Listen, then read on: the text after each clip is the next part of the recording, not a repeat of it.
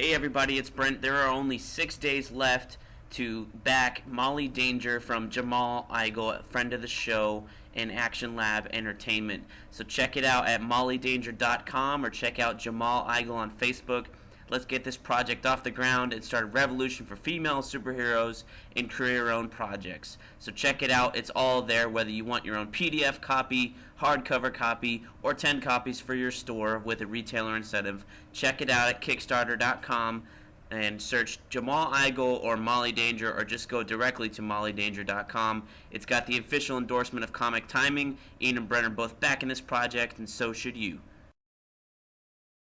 Welcome to episode 136 of Comic Timing, a comics podcast devoted to the average comic book fan from the average comic book fan. Join in as Brent Casino, rotating panel of guests, and myself, Ian Levinstein, discuss whatever comes to mind, time after time, here on Comic Timing. It's Old Home Week here on Comic Timing, as Juan Guadalupe Francesco de Fricka de Jesus and Raf Suhu join in as we discuss a whole lot of Batman. We'll talk some Court of Owls, a little bit of Batman Earth 1, some mobile games, and finally, The Dark Knight Rises. Swear to me. Here now, Comic Timing. Hey there, folks. My name's Ian Levinstein, and welcome to episode 136 of Comic Timing. And it's good to come home again, folks. Really, because Brent missed an episode, so he's back now. Hi, Brent. Hey, Ian. How you doing? Good, how are you? I'm doing fantastic. I've been off all day, so I just got done watching Aliens on Cinemax On Demand. Skinemax, ooh. Yeah, no. I had to take a one-episode break because Julian Lytle just wore me out, man. Just wore me out. Yeah, which is good because whenever you're not around, Sean can badmouth you like as much as he wants. Oh, I'm sure.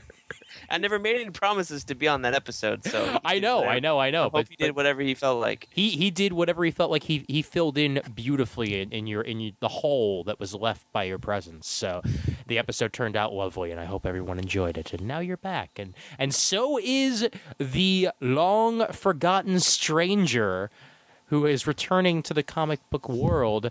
In an episode that was never released, we had a lovely conversation about Batman Under the Red Hood, the movie. And this time we talk Batman again, but this one will be released because I'm handing it off to Brent, and Brent just listens to 3 seconds and releases it. No, I am a prompt editor, and I set aside time to get the stupid thing done. And I don't worry about anything unless we badmouth somebody, and I'll cut that part out. Yeah, which man. Never happens. Yeah, never happens. Never. But other than that, we have such a fluid conversation, and unless there's a long pause, why worry about it? That's my philosophy. I completely disagree. Agree. So Juan de Jesus de Guadalupe Francesco Banana Fanafofesco Mimo Mesco de Jesus again joining us. Let me just say it right now and get it out of the way, because I know everyone in the podcasting world is waiting for JAD to make his comeback. Oh, so God. Here it is. Juan Alberto de Jesus Delgado Rodriguez Ortiz Iman III, bitches. Boom. What's going on? I heard Brent's here. He's a little worn out. Someone's talking about filling holes. What the hell's going on in Comic Timing? Not much has changed, man. Not much has changed. Not much has changed. You know what? I have been long, but not forgotten. Yeah. And I just want to let you know that I'm the podcast host that you deserve, but not the one that you need. Yeah, that much is definitely true. And that's why you have Brent. But Yes. Comic Timing deserves a better brand of podcast host. And I'm going to give it to them. Let the games begin. Oh, my God. Anyway, That was the worst Bane impression I have ever heard. I can't do that. I can't do that weird Scottish accent. What you need to do is just put your hands in front of your mouth like this and continue. I only do that during sex to avoid sex breath. You know, like after a while you're in there and then you both don't want to look at each other because you know if you breathe out you're gonna get like a face full of sex breath. This is the worst beginning to an episode we have ever had. With all the money you're paying him, I would think it wouldn't matter. I do not pay for sexual activity. I only pay for companionship and whatever happens between two consenting adults is legal, according to Craigslist. According to Craigslist. So, yeah. Although, what's going on, guys? I've honestly missed you guys. I've missed hearing Ian's piercing scream. Why? Thank you. And I miss eating his latkes. And they are delicious. And Brent, I don't know what I missed about you. Wasn't Brandon calling me sexy? And you're still not on the show, Brandon, until you go up in level in Marvel Alliance. Goddamn right. Wait a minute. Is this Brandon right. Christopher? Are you guys playing that stupid Facebook game? Yes. Yeah, it's awesome. Oh, God. What's wrong with you people? It's freaking awesome. That's what, it's man. cool. I thought it was lame, and I tried it out. I was like, oh, man, this is fucking awesome. I'm not trying that out, man. Really? I'm level 85 right now. I'm a level 85 paladin. No, it's level 80. I have a specially made 27 side die imported from Korea. It was made with the tooth of a dragon. Actually, it's from Azerbaijan. Oh, this is why. What do you mean? All right, so those are awesome. That's why. You're damn right. Well, let's get into some combo first. We'll get into Dark Knight Rises once Suhu gets on. Let's talk about the thing that we all read first, okay? And we can go into the stuff that Brent read second. We'll begin with Court of Owls. All right. Because it is for one thing, amazing, and another thing, probably my favorite thing coming out of DC right now is the Batman title, and Court of Owls just wrapped up with issue 12 with the epilogue. And I enjoyed it a great deal. Brent, what'd you think? I liked it. And I liked the way the crossovers worked when they had the event, the mini event, or whatever they want to brand it. It was an event, Night of the Owls, because it had a banner. I liked the way all those work. I was a little not disappointed, but like when it was like his long lost brother, I was just kind of like meh. Yeah. I mean, I did like that it was Lincoln March. I thought that was cool, and I would have been fine with it from there. But then they went into this whole long lost brother stuff, and which we still don't know is true or not. We still don't know if it's true. That's true. And I did read all the old like Silver Age history, and Grant Morrison used him as Owlman and his Earth 2 graphic novel, but with Frank Quitely back in the day, and stuff like that. So I could appreciate it. It just wasn't such a jaw-dropping shock for me. I think if they'd have left it at Lincoln March, I think it would have been cooler. Because it would have been a new villain and not a recycled past history thing. Understandable. Yeah, I mean, I'm more thinking that it's mind games more than anything with the whole brother thing. Because as was brought up in issue 11, there was a John Doe baby brought to the hospital about a week after his brother was supposed to have passed away.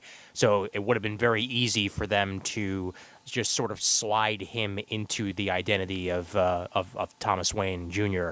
But we'll see where that goes, I guess. Right. So all we need is Judd Winnick to come on and make him real again. Oh God.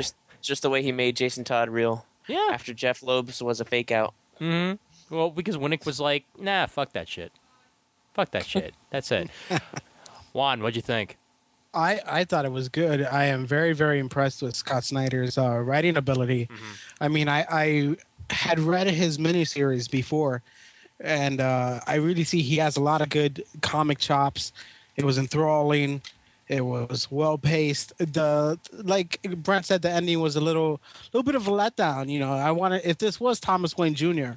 and he was being courted, get the pun, right? He was being courted there. I really wanted to see much more of a fight. I really think if he is going to be an Owlman or Talon or whatever he wants to call himself, I think he could beat up on Batman a little bit more. I really want to see Batman on his robes. I even read the annual that tied in very nicely. I read the animals too. I love animals. I love animals. I love animal crackers. But the annual that tied in very, very well. Tying in Mr. Freeze. Oh yeah. Bringing it all through. It was well thought out. And talk about those backups with Jarvis or whatever the fuck his name is. Jarvis. Yeah. I thought that was a little weird that was Alfred's dad's name and it's also the Avengers Butler name. They couldn't pick a Little different bit. English name. Yeah, well, I think that's the most English you could get without being like Tiny Todd or something like Jeeves, that. dude. Jeeves Pennyworth. Jeeves? Yeah. Jeeves, do you really want to like your butler named Jeeves Pennyworth? You're It sounds damn like a right. pawnbroker.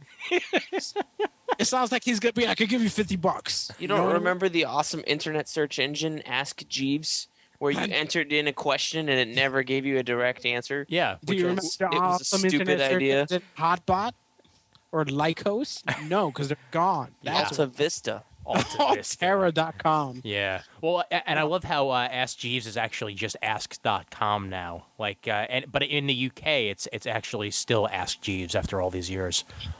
Oh, Yeah. poor them. British people. I know. No, I know. but I thought it was very good. You know, I'd been out of the comic game for a while. Mm-hmm. So seeing this level of writing on a new 52 title, I was pretty impressed. Actually caused me to purchase other titles through the digital download. You know, it was my first digital download foray. Mhm. So I was impressed at how they handled the material, and also at how how you couldn't really spoil yourself with a digital version of it. You Right. know? So 'Cause I would- you're enjoying digital as much as you enjoyed reading singles back in the day, or?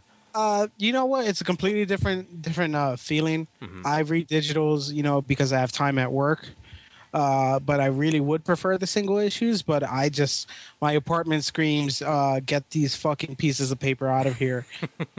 And you know, the digital format is just a format that I've grown up into. You Right. could say. Yeah, I'm getting pretty close to digital myself. Actually, I'm once I actually purchase a tablet, which is probably not too far off. I'm probably going to go mainly digital because there are way too many single issues littering my room right now, and be kind of good to not have an entire room filled with comics. You know, like if I Well- still have room to walk, that would be a bonus. Well, I'll tell you this, especially with Snyder's type of writing, it's very cinematic, it's cinematically paced.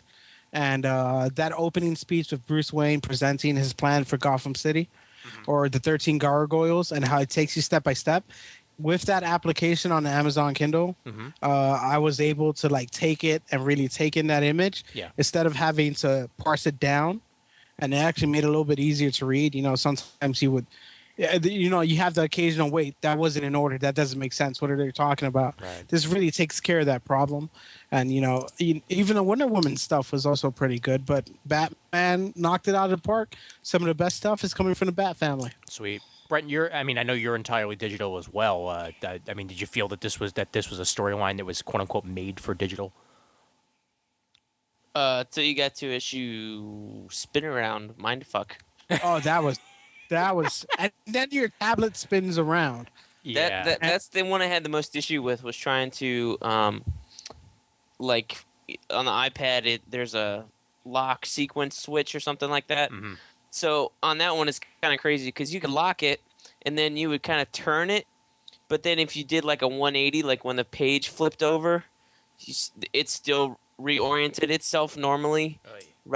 So all it does is keeping it from going portrait to landscape is all that does. Mhm. But if you like flip your iPad upside down, it'll reorient itself, so then the page is upside down again. So I had to lay it on a flat surface to kind of get to that part and kind of like move myself around the tablet. That was a No. little difficult. I did that at the office. People thought it was crazy. Yeah, exactly. They're like, "What are you doing?" It's like, shh, it's the best part. That was a little difficult, but other than that, it's been pretty easy to read. I think it more depends on the size of the font Mhm. that the letterers use, because each of them will use a different size font depending on what book you're reading. Some books are easier to read in digital because they use larger fonts. Right. Other ones don't, so you gotta zoom in a little bit. But most of the time, I can just read it and and I don't do panel to panel. I just have the whole page on the screen. Yeah, because But I don't know how it the iPad is is on big the- enough to do that. Yeah. Yeah, I don't know how the Kindle Fire will be, how Juan's doing it, but you know what I'm saying, if you're looking at a tablet, I'm thinking that Nexus 7 is a pretty good get. Yeah, I'm thinking about it. Yeah. The only thing about the Nexus 7 that doesn't really float my boat is that there's not really expandable memory with it. So Right. I'm hoping that maybe the new Samsung tablet coming out, I think they have one in the works, because I know they usually have expandable SD drives, and I love that feature, just being able to add an extra 32 gigs on there and make it work. That would make me very happy. Right. Well, I'll tell you, I've got how big is mine? I haven't measured. I don't know. That's Wow. kind of a personal question. I know. I got a 32 gig iPad, and there's still a lot of space that I rarely fill it up unless I'm going on a trip or anything like that. Right. Well, the comic books come down in kilobytes. They're not really. They found a really good way. At least the app that I use Comixology. It really comes down in kilobytes, and I could delete them if I have to, and they'll be archived. So Yeah, Right. that's what I do. All right, cool. That works. And how about the art on this, man? I mean, Greg Capullo. fantastic. Yeah, like he stepped it up a notch, man, from his Spawn days. Capullo is a god. Love his stuff. Well, is he? I compared it a little bit to Frank Thierry. Remember when they had that Gotham miniseries a couple years ago? That was one of my last points of reference, and it was just so fluid, and the way he drew Batman and the resemblance that he had to Lincoln March. Even though Lincoln March was a much bigger man, you could tell he was older. He looked a little like Bruce, so you kind of had that eerie feeling at the beginning. So, I liked it. I liked the way that him and Snyder kind of complemented each other. The words and the art flowed very well. I thought, I'm impressed by what's coming out of DC. I still have some iffiness about it, what exactly is going on, but so I got you nerds. Yeah, well, that's it's great that I get to say these words, and I'll say these words just for you, Juan. I mean, I really liked his dick. I mean, I really liked the way that he drew Wow. Dick Grayson. Yeah, yeah. I'm gonna turn that into a meme. Ian Levinstein. I really like his dick. Stan Lee style. Well, my favorite thing about him was his dick. He really knew how to draw that dick. It was fairly impressive. Yeah, no, but I mean, in all seriousness, though, I mean, his Richard Grayson was quite the Dick Grayson that I like reading. Like he looked young, but not too young, which was good. But a little bit of a disconnect between the way that the characters were drawn here versus in their individual titles, like age-wise. Like, I'm still not quite sure how old Dick Grayson is supposed to be, because he looks like at least 5 years older in Nightwing than he does here in Batman. What is he supposed to be? What, 23, 25? I don't know, Brent.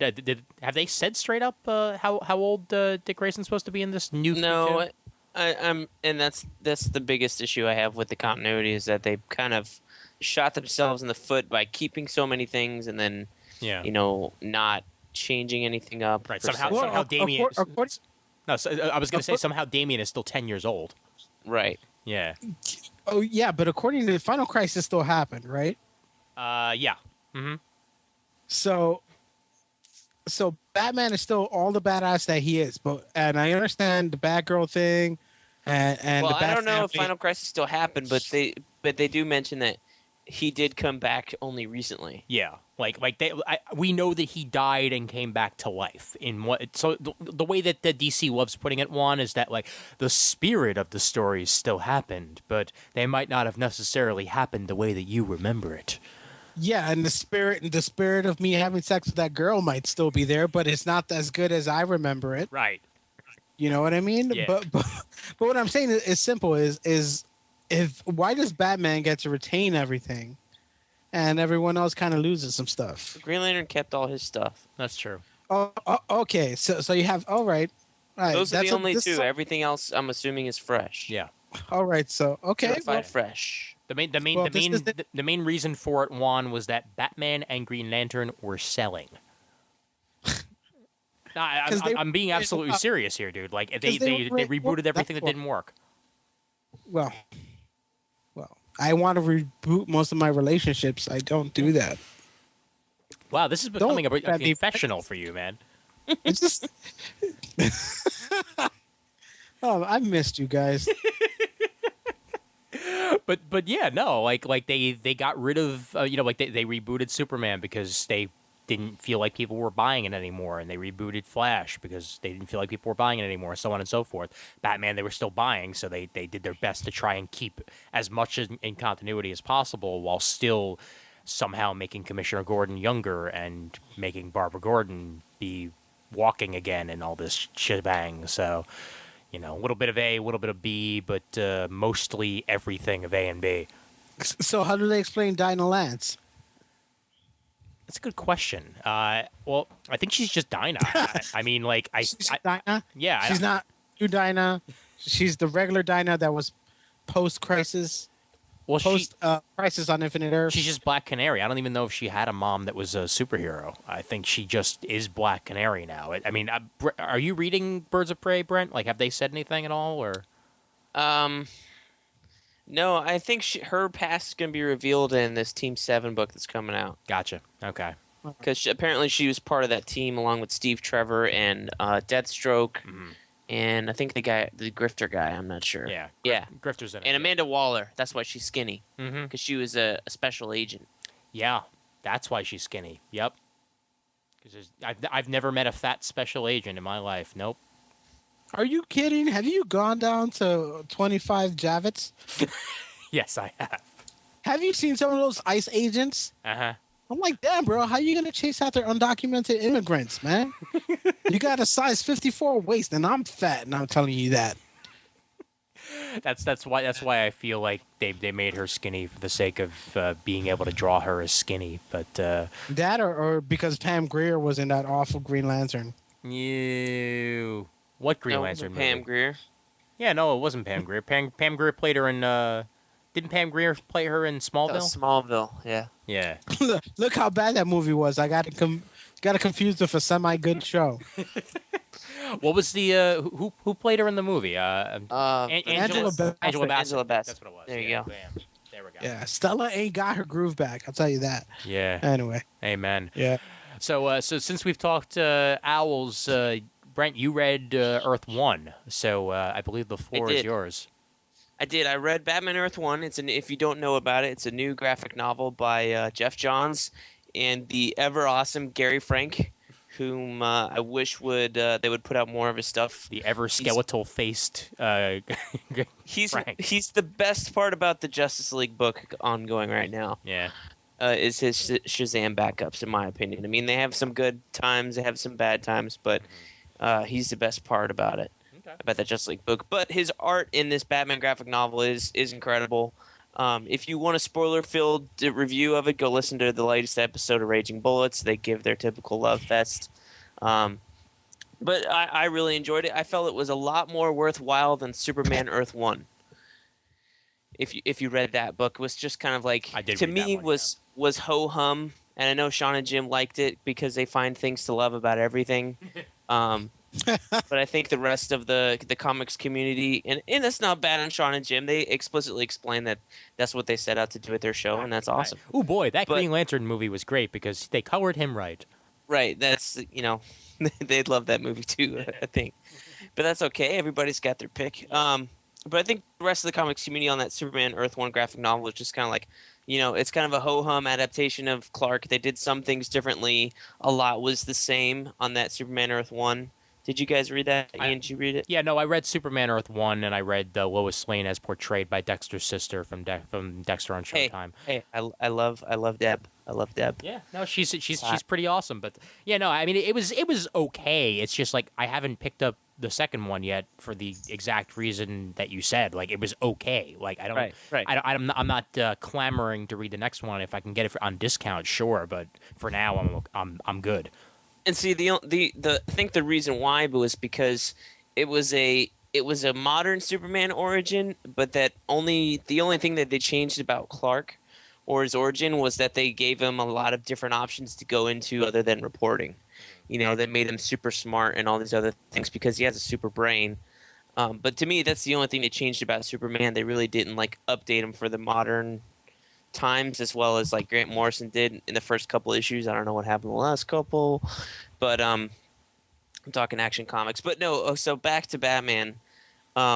They change a lot in here, and it makes it a lot more interesting to read than just a retelling in modern day setting. Now question: Batman. Are his parents dead? Yes, his parents are dead. Okay, good. Just checking, just making sure. They do some really neat things with Harvey Bullock.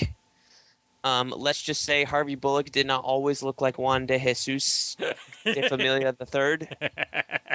Hold on a sec. Looking like Juan de Jesus is a good thing. That's what I'm saying. That's Have what you I'm seen saying. his face? It looks awesome. I'm Women looking wanna at a very touch it. I professional just wish picture on I could Sears find the Tech. women that want to touch it. Oh. You were just telling us how you pay many women to touch it. I don't pay. I pay for companionship. Of course.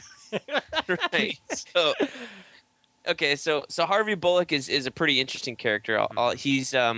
He doesn't start out as the fat, disheveled guy. He starts out as this Hollywood kind of detective. Uh-huh. Think Steve Irwin, but detective wise. Okay. But it shows about detectives. Think Okay. of that, and then in the graphic novel, you see what he doesn't quite get to the Harvey Bullock from the animated series, but he does start down that journey, and you see how he becomes, eventually the way he gets to, or that we think he will. The mayor is pretty cool in it. I'm not going to ruin that. The villain of the piece is this minor serial killer called Birthday Boy. He's kind of a side villain, but he kind of takes up a lot of the major Batman conflicts in the book. But he's not, he's new, he's different, but he's not a memorable Batman villain, and they kind of dispatch him very Yeah, quickly. his name is Birthday Boy. I don't think he's supposed to be memorable. Right. But for a first villain, I'm glad they didn't go with oh, we have to start off with Scarecrow or Joker or Riddler or anything like that. It's just kind of like, Batman gets a start, and that's kind of it. The thing that they don't touch on is all the stuff that was in Batman Begins. Like, there's no League of Assassins training from Ra's al Ghul. You don't see a bunch of training exercises. They just kind of skip over that because Alfred is a fucking Marine here, and he's a badass, and he's nobody's goddamn butler. He pretty much says that outright. Jim Gordon is in it. He's pretty cool. He's not the pussy Gordon he was in Earth 1. He's kind of badass to begin with. It was a lot. I enjoyed a lot more about it because I felt like I was reading something new because so much had changed. Okay. And there's a Wayne family change in here that really made me interested to read what the hell is going to come next. Okay. That's interesting. Yeah. And purchased. Okay. I mean, I'm intrigued just by you saying Wayne family change, and considering that I have some Amazon money to spend, I think I might just go ahead and mooch that via the Amazon as soon as possible. I think you will not. I don't think you can go wrong there, my friend. All right. But highly recommended if you like Batman Begins and you like Batman Earth 1. Mm-hmm. And you thought Superman Earth 1 was kind of ho-hum, I think you will enjoy it. Okay. So, actually, what I'll ask here specifically is so this is closer to the Jeff Johns that we know and love as opposed to what he's been putting out, New 52? Oh, yeah, it's totally. You get a whole complete story.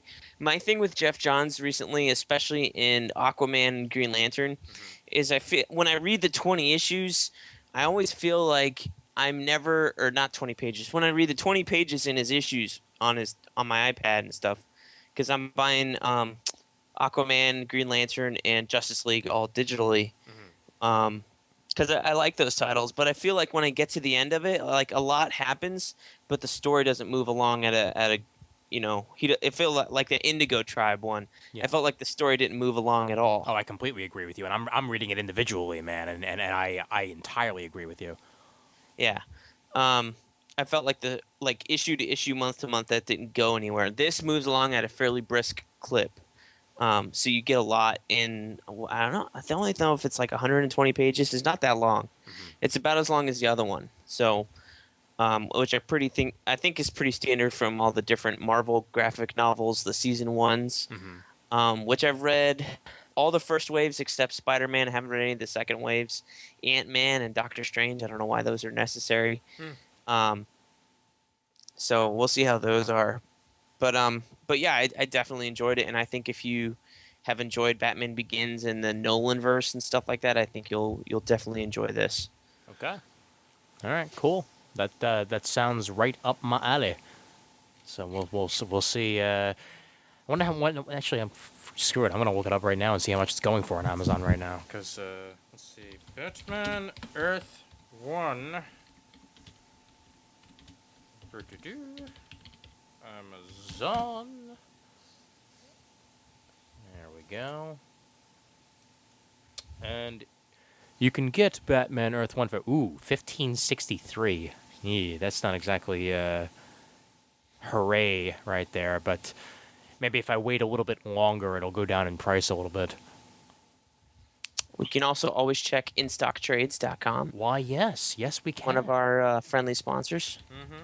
Well, associated with our sponsor. Technically, Well, our the sponsor same is company. DCBS, yes. Same company. And speaking of which, by the way, DCBS, DCBService.com, use the promo code CT8. They get an additional 8% off on your first order with DCB Service, and all of the third wave DC books are 50% off a piece this month, as well as Marvel Now, 50 to 75% off. DCBService.com, there now I don't have to insert an advertisement in post, because there it was. Hooray. All right, let's see here. Publishers, DC. This is thrilling podcasting right here. By the way. Yeah, Me I'm actually trying to find it. I don't know if they have it on their site. They probably do. I wouldn't be surprised. Let's see. 100 bullets, 52. Absolutes. Yeah. Come on. All right. Give me photos of Batman. Come on. I did a search for it. I couldn't find it. Okay. I want to see Batman's pee-pee. That's a very different show. And a very different situation than what I'm currently experiencing. God damn it, there's too many freaking A's. Give me a B. All right. Aquaman. No, I don't want Aquaman. Go away. Aerosmith. No, I don't want Aerosmith. I got powers too. Shut up, Aquaman. Yeah, no one cares about you, Aquaman. Even if your comic is decent these years. All right, Batman, Death in the Family, Batman, Robin, and I've already get to Batman and Robin, so yeah, I guess they don't have it. Okay. Oh, well. Such is life. I'll live with it. Oh, well. It's good. All right, cool. That works. And Gary So Frank is how good. many Brent's bullets or whatever the fuck he used to give? What are you talking about? how many BK's bullets do you give it? BK's bullets. 4.5 out of 5. King, king.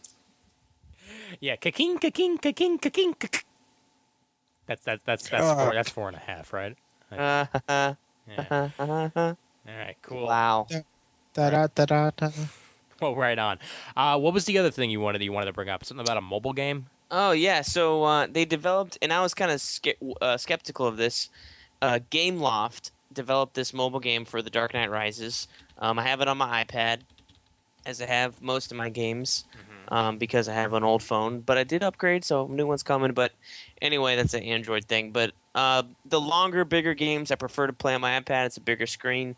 So this Dark Knight Rises, rather than do like an Xbox game or something like that, it's a mobile game. So I was kind of not expecting much, but it's actually a very good mobile game. Okay. You know, you can play it for an hour on end and be entertained, and there's enough content in here that I don't know how many hours I've logged on here, probably a good 6 to 8 hours, and I still haven't beat the game yet. Take Arkham City or Arkham Asylum and kind of degrade the graphics to kind of where Infinity Blade is at, if you've ever played that on your mobile. Okay. Fully 3D rendered city. You can fly around Gotham, kind of like Arkham City. It's not as big, but they do have certain areas. So, like, I'm on Island 2 now, which is where the stadium is. I was on Island 1. So it's not as expansive as Arkham City, but it's definitely very big. And, you know, it's a mobile game, and it's, you know, I think it takes about a gig of space on your device. Okay. Batman's got a jump button and attack button, and when he's attacking people, he can counter. So that part's in there, even though it's not really as necessary as one might think. So the combat is kind of simplified, but I appreciate the effort. And he's got his grappling gun, batarang, smoke bombs, flash bombs. You can. I just did a mission in the Bat the other day, which was pretty cool. Okay. The Bat Pod also makes an appearance, and so does the Tumbler, which I haven't gotten to yet. But like any driving game, they kind of drive a little awkward, so just kind of expect that. Especially with the iPod and the iPad and stuff like that, it's kind of pain in the ass to have to do racing games. It's all kind of hokey, but it controls pretty well. I will give it that. I think that was my biggest reservation on it, was the controls. But the graphics are great and the gameplay is fun, and you know they have a Batman Christian Bale imposter doing voices. So all the there is a lot of like voiceover dialogue in the game. So it's not like you're not reading text scrolling or anything like that. So John Blake sends you on missions. You got to save Miranda a couple times. Mm-hmm. It does depart from the story fairly quite a bit because you start out as Batman, and then you immediately find Catwoman, and she immediately takes you to Bane, and you don't immediately lose, but you lose, and then you're immediately taken to the fucking cave. Okay. Which you're in the prison, and there's a big hole above the prison, and it says "Escape from the prison," and then you got to go beat guys up. Right? Because it's a fighting game, so okay, so stupid. I can handle that. And then instead of heading right up fucking top, you take a sharp left turn out of the main prison complex, and there's another area that you kind of go in. You got to fight a bunch of different guys, and then there's a kind of platform, and it's almost like there's another hole that you climb out of. I mean, it really doesn't make any sense. It doesn't make any sense, but it's at the beginning and it's so fast and so quick that I was just kind of like, you know what, fuck it. The rest of the game is fun. Okay. So, and they kind of expand the story of the, you're not Batman there saving the world in a day. You're there. I feel like I've been there a couple months already.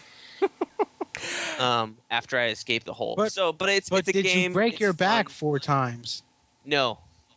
I only climbed out once. Aw. Did you? Oh, okay. That's disappointing. Oh no, it's good. It's good. I liked it, but I like it. So it's I think it's like $6.99 right now. If you can catch it on a sale on the Amazon, or I know Apple has a sale pretty often with like newer games. So it's definitely worth a pickup. Or if you want to spend $7 on my recommendation, go ahead. I think you'll enjoy it. So, Juan, you were bringing up before we started that you had a slight issue with the game. What was your deal? Well, Brent brought it up. Is like in the movie, he basically hangs there for a couple of weeks and watches shit go down, right? While he listens to some old Russian guy tell him a sad tale. But in the game, he's like punching the crap out of people. It's like, I want to make a miraculous recovery like that, kicking the shit out of people. Aw. No, but for real, it's true. Why do I have to? This is a movie game trope. I have to make a fight. Everyone there? Yeah. Oh yeah. I have to have a fight because I have to, because that's the only way I could interact.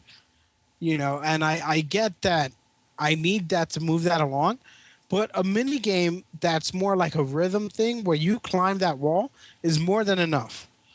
Or where you're actually like the guy punching his vertebrae back into place, I could deal with that. I could deal with him learning to walk and all that shit. It's a nice little rhythm mini game. But this like beating up when it's really a departure from the movie, it really kind of took like I understand everything else that Brett said. Finding Miranda, going to Catwoman, straight to Bane, and all that jazz. But this little mini game really kind of killed it, and I just kind of dropped it to the side. So pick it back up. I think you'll enjoy it. All right. So the mechanics, the mechanics of the game, are they mainly beat 'em up, or is there like it's beat 'em up like they have they have Max Payne for the iPad and Android. I played and beat that. That was pretty easy. I mean, it plays like a PS1 game or an early PS2, like Max Payne or Grand Theft Auto 3. That's the best way I could play it. If you've played those on your iPad or Android device and enjoyed those, you'll enjoy this. It's up to that kind of quality. Okay. All right. So it's unlike this other game I bought that came out a week later. It's called Justice League. It's got a stupid subtitle. Hold on, I'm loading it on my Justice iPad League, right now. the movie that will never come out. Right, that and I don't know. There's some musings going on. but this one is kind of like a Marvel Alliance knockoff. Aye. And the character models are not as well done as the Batman one. It's done by a different company, so I understand it. But they're in the new 52 costumes. Okay. Justice League: Earth's Final Defense. This game only costs $2.99 on the iOS market or Apple market. I'm sure it's the same on the Android or. If you have a Windows phone, I think you're fucked. But because it's just not coming to you. Yeah. But this one,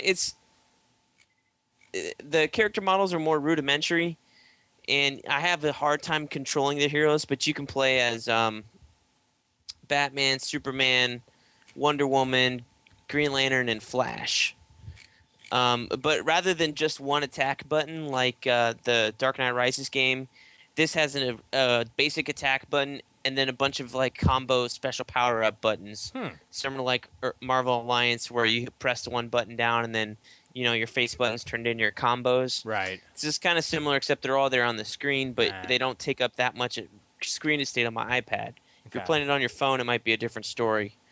But for $2.99, if you're just sitting in the gas station or in a repair shop, I think it could occupy it for 30 minutes to an hour. It's just not as deep or as well done as the Dark Knight Rises game. All right. Well, but at least it's something. So there you have it. Yeah, I mean, at least it seems to be worth the $2.99 versus the $6.99. Yeah. But I really do like that. I'm playing the Batman game more than I am the Justice League one. So cool.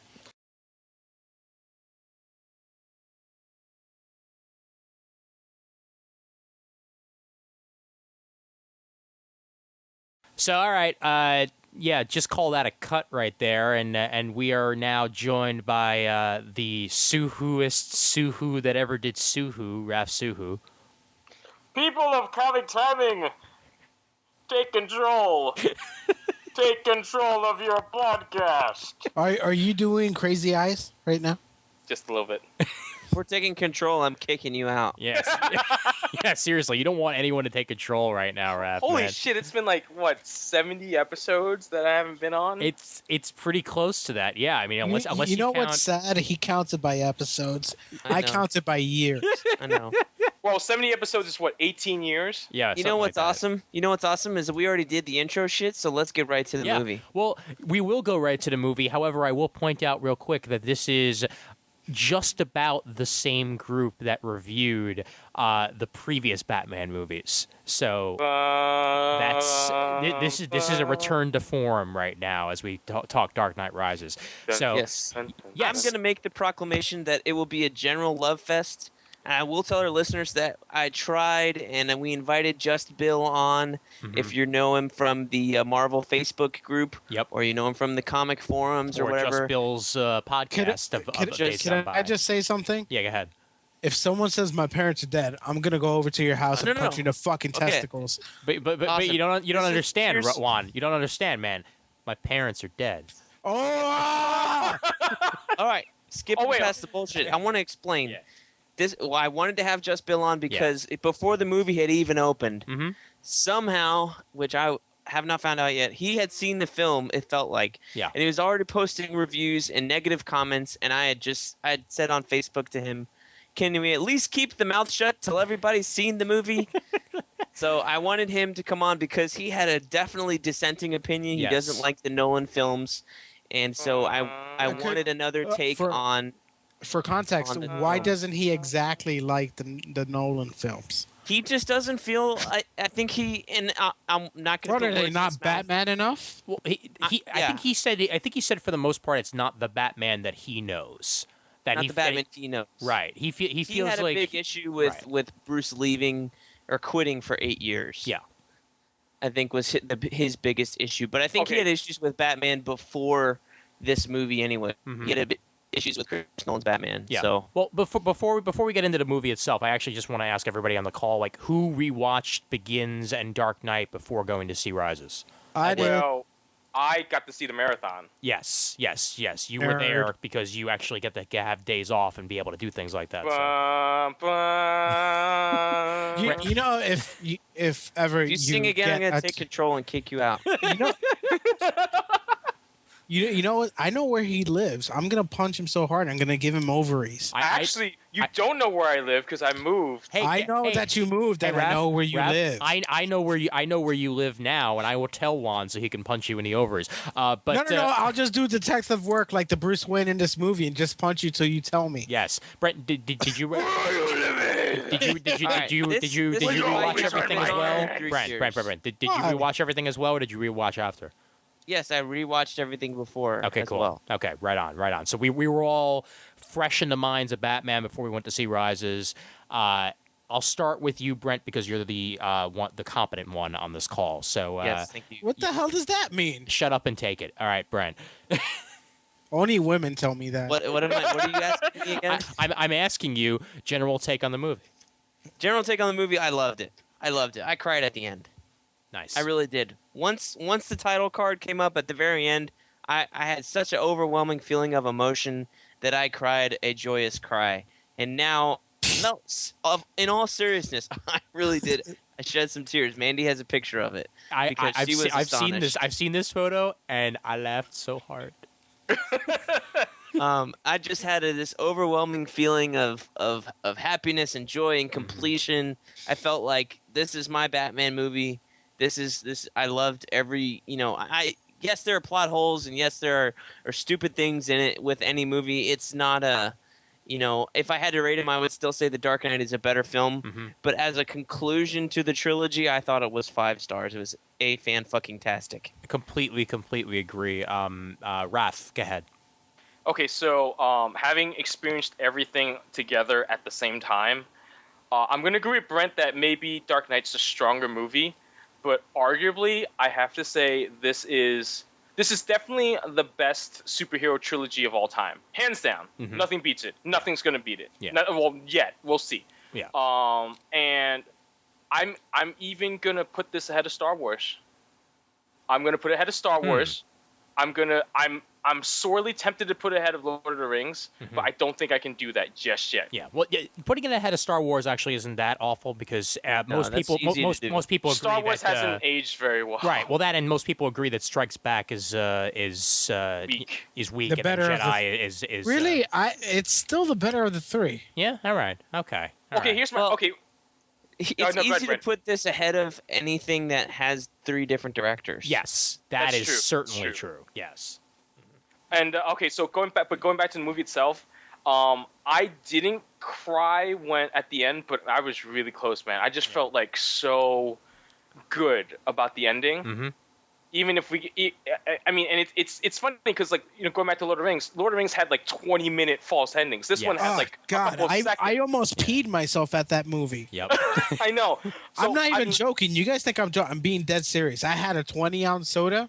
dude. That shit was not happening. A friend of mine same who thing I here, will man. not name actually did pee himself in this movie, but that's for a different reason, and I'm not going to get into it on the call. But continue. Off the call, please. Yeah. Oh, anyway, back to that.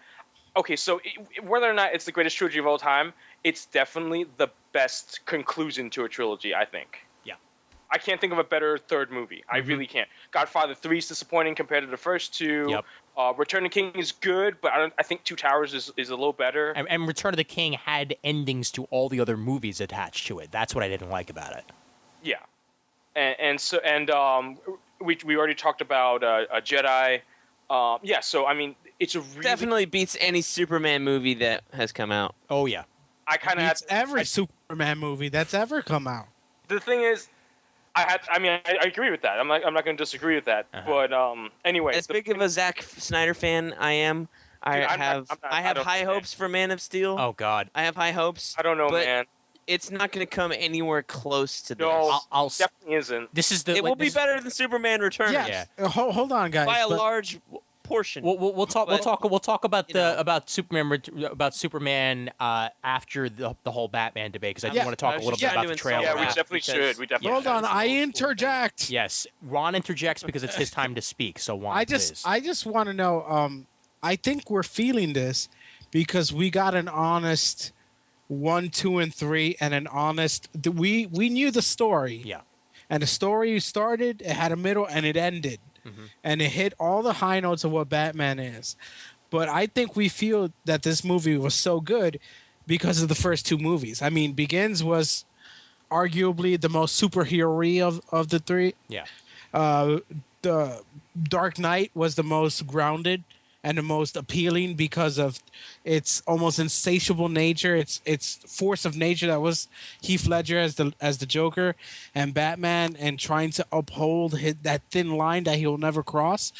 And then Dark Knight Rises was, how does this hero deal with a society that no longer needs him, or a society that now can easily reject him because they found a better hero. Fish, ha ha ha ha ha ha. Well- Fish, ha ha ha ha ha. Well, I just want to say is the whole thing that Rises had going for it was that eventually the heroes have to move on. And I think that's something that we as people want to see Bruce do and want to see the character do. Yeah. But as comic fans, he's always going to wear the cowl. But we know in reality, Wait. like the doctor said, hey, you got no cartilage. You Wait, have you no mean- you cartilage in mean- your knees. You mean he'll be Batman forever? Don't ever fucking bring that up. Well, and there's even a Robin in this, so maybe they'll be Batman and Robin. And the first stigmata recorded on a podcast has occurred.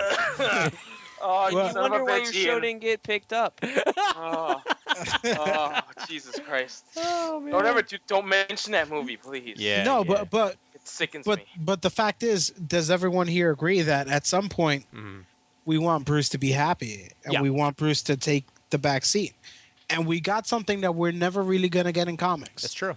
Yeah, no, you're absolutely Yeah. right, because this was a complete trilogy that did what it needed to do. And best of all, you can map in your head whether or not Bruce is going to A, remain happy, B, go back to being Batman at some point, C, stay with Selena for the rest of his life and eventually have a kid named Helena. You know, you can have all these ideas in your head, but they're all ideas because you're never going to see a fourth movie of Nolan's take on the character. You know, there'll be plenty of folks that wonder, and that's what's great about trilogies that actually have conclusions, is that it's an open book, but there's also, bam, that's it. I That's think what I like. the best thing about this trilogy is that I think the timing makes it a lot better. Unlike, I haven't seen Men in Black 3. I didn't hear that the great Talk things about it. filmmaking by committee. Yeah, really. Right. You know, Indiana Jones 4. Don't see it. Oh, God, Indy which 4. which I liked on its own merits, but it wasn't great.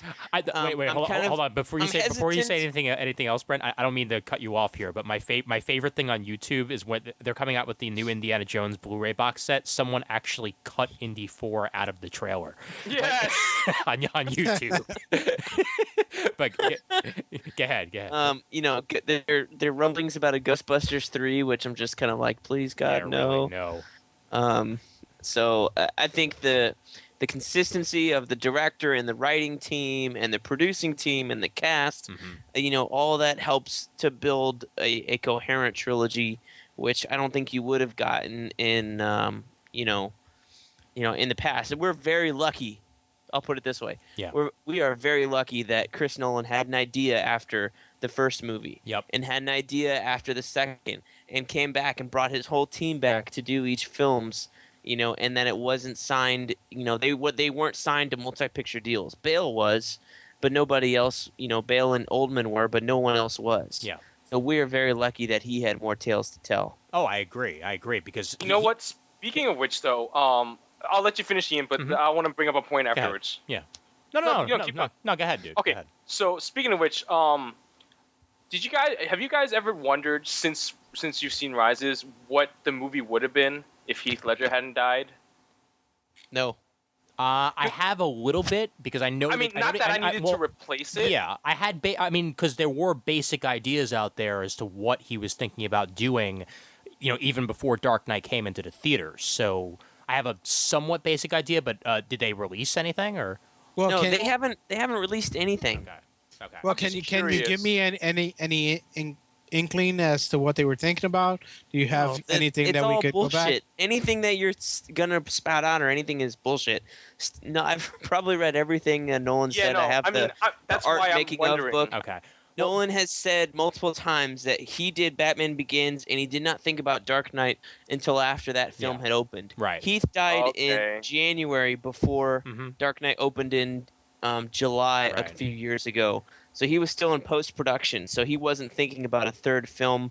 It didn't gross $1 billion, you know, Right, and right, he wasn't okay. thinking about what to do with the Yeah. Joker. I forgot about so- the timeline is all. Yeah, Oh, I don't like the think novel. that it ever appeared. No version of the Joker ever Mhm. appeared in this film Yeah. when whenever they were but spinning he ideas.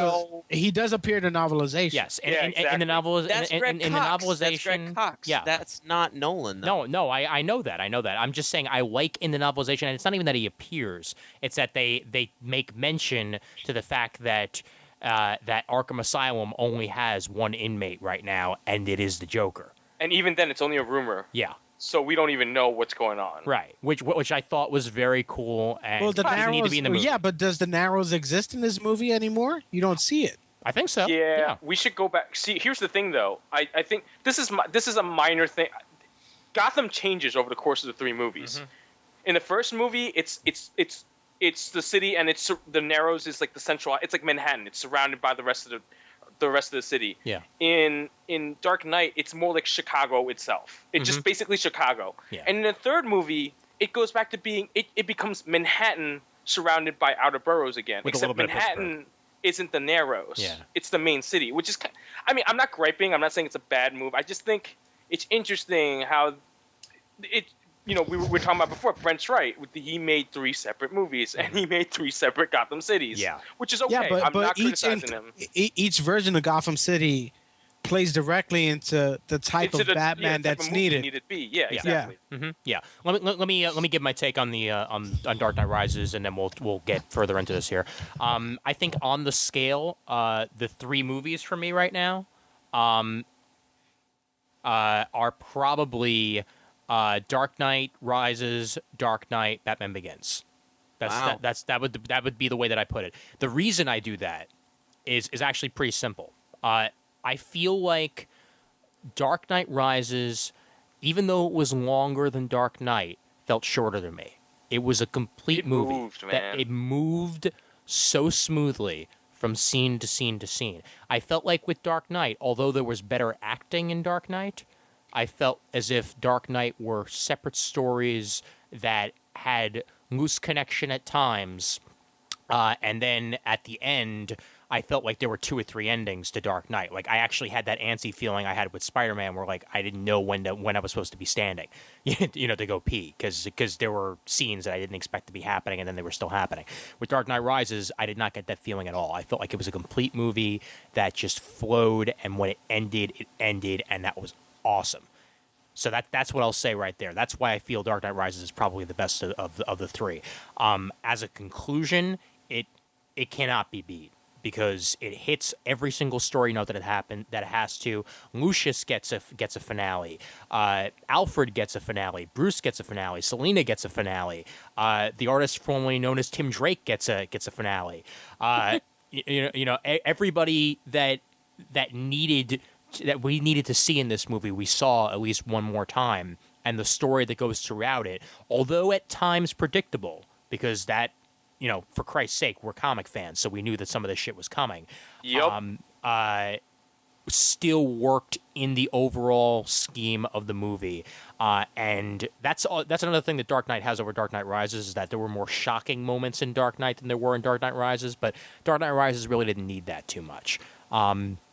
Just in the end, I felt happy leaving this movie, and Dark Knight, not so much, Well, it wasn't for many supposed reasons. to be happy. Right, it wasn't supposed to be happy. Yeah, because it was the second movie. But- if you follow Star Wars, first movie introduction, second movie major disaster, third movie triumph.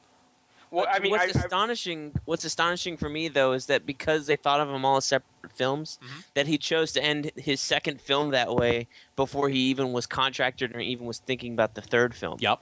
That's what astonishes me. It's almost like, and I know he had a hand in scripting, but I almost wonder if that was a Jonathan Nolan, his brother, and a David Goyer thing going, oh yeah, we'll make a third one. So this is kind of the middle kind of thing. And Chris was just kind of like oblivious to all that. So It's that's very what I'm possible. really curious about. Yeah. hey, Brent, have you finished that Dark Knight trilogy book? Honestly, I got it for my birthday, and I haven't really cracked it open other than to realize that it's published by whatever company Warner Brothers publishes with. So, Okay. like, all their past shitty omnibuses, you can't open it up and lay it flat. Yeah, same here. I just got it like Sunday, so I've only gone through a few pages. But going back to the conversation about the endings, I remember being in the theater with you, Ian, when we watched Dark Knight. Yeah. I remember like you kind of like being like jumpy, but Yeah. I gotta say, even though I love the ending of Dark Knight Rises, it's really like the Dark Knight Rises ending is really cathartic. Like you get everything, you get the release, Yeah. you get everything you want. But I still really, really, really love the speech at the end of Dark Knight, Oh yeah, no, so do I. Yeah. because I think that is the best ending speech to a movie ever. Mm-hmm. Oh, Where and- he's the hero Gotham deserves, but not the one it needs right now. So Yeah. we'll hunt them. Dun, dun, dun, dun, dun. Okay. Anyway, and you talk speech, dear Christopher Nolan.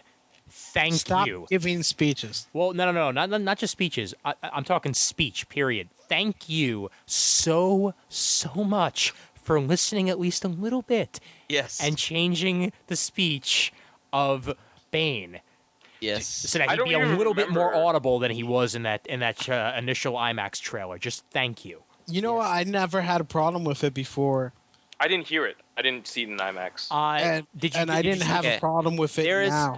Here's a reason for you to go to our Facebook page, www.facebook.com/comic timing. If you're listening to this and you're anywhere near a computer, go to the page, actually go to your Facebook, sign in, then go to our Like page, us. like it, because we're only 4 likes away from 150, even though we have many more listeners than that. Do I like you guys? I know don't this even fact. know. I Shut don't up. know. You should go and like us. Yeah. But I posted a link on August 1st Yeah, I do. where they compare the voiceover from the IMAX prologue from YouTube and that someone uploaded illegally to someone illegally recording the film. But there is definitely a difference in the line delivery, in the tone Yeah. of the delivery, and definitely the volume. Yeah. Brag so that. I feel like I feel like that IMAX, the first one we saw in front of Mission Impossible Ghost Protocol, Mhm. was kind of like the stuff that they recorded on set. And then after they went back and he redid all his lines ADR, and Yeah. that's what we got in the final film, Yeah.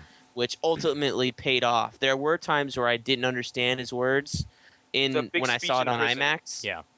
Right. I saw it on IMAX, didn't understand it. And then the second time I saw it on a drive-through and was coming through my car stereo. And when all the music is turned down and stuff like that, it's a lot easier to hear everything he's saying. I'm actually going to play a little bit of that video here since I have that ability. I'm not going to play it all, but I'm going to play at least a little bit just so you can hear the comparison here. So give me 1 sec here while it loads. You should It'll all be pique your over interest to here. go there. Let's see here. Just a little snippet here. Your punishment must be much more severe. All right, here we go.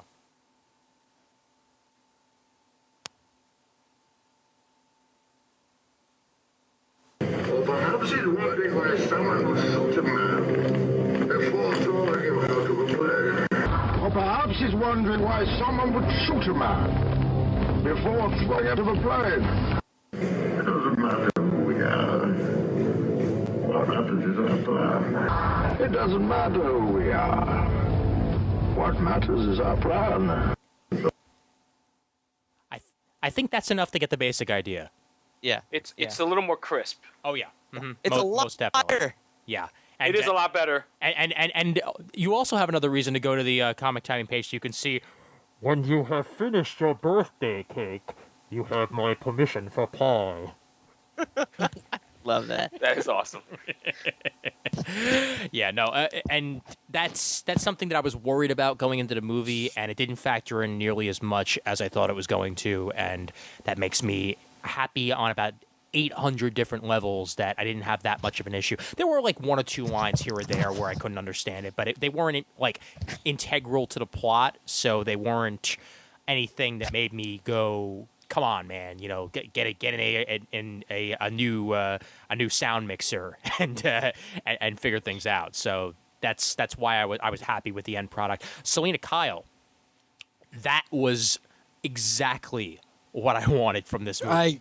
You too. Beautiful, Nailed it. beautiful. Oh my god! Like I just, Yeah. she was magnetic. You know, Mhm. you always want to look at her when she's on the screen, and yeah, even when she wasn't, you wish she was. Yep. Just because, you know, it's you connected with that vulnerability that Anne Hathaway gave her. yep, And when she was wearing the suit, you know, she was completely insatiable. Those bladed heels, you know, she's a proverbial good bad girl. You just wanna, you know, you wanna boink her to hell.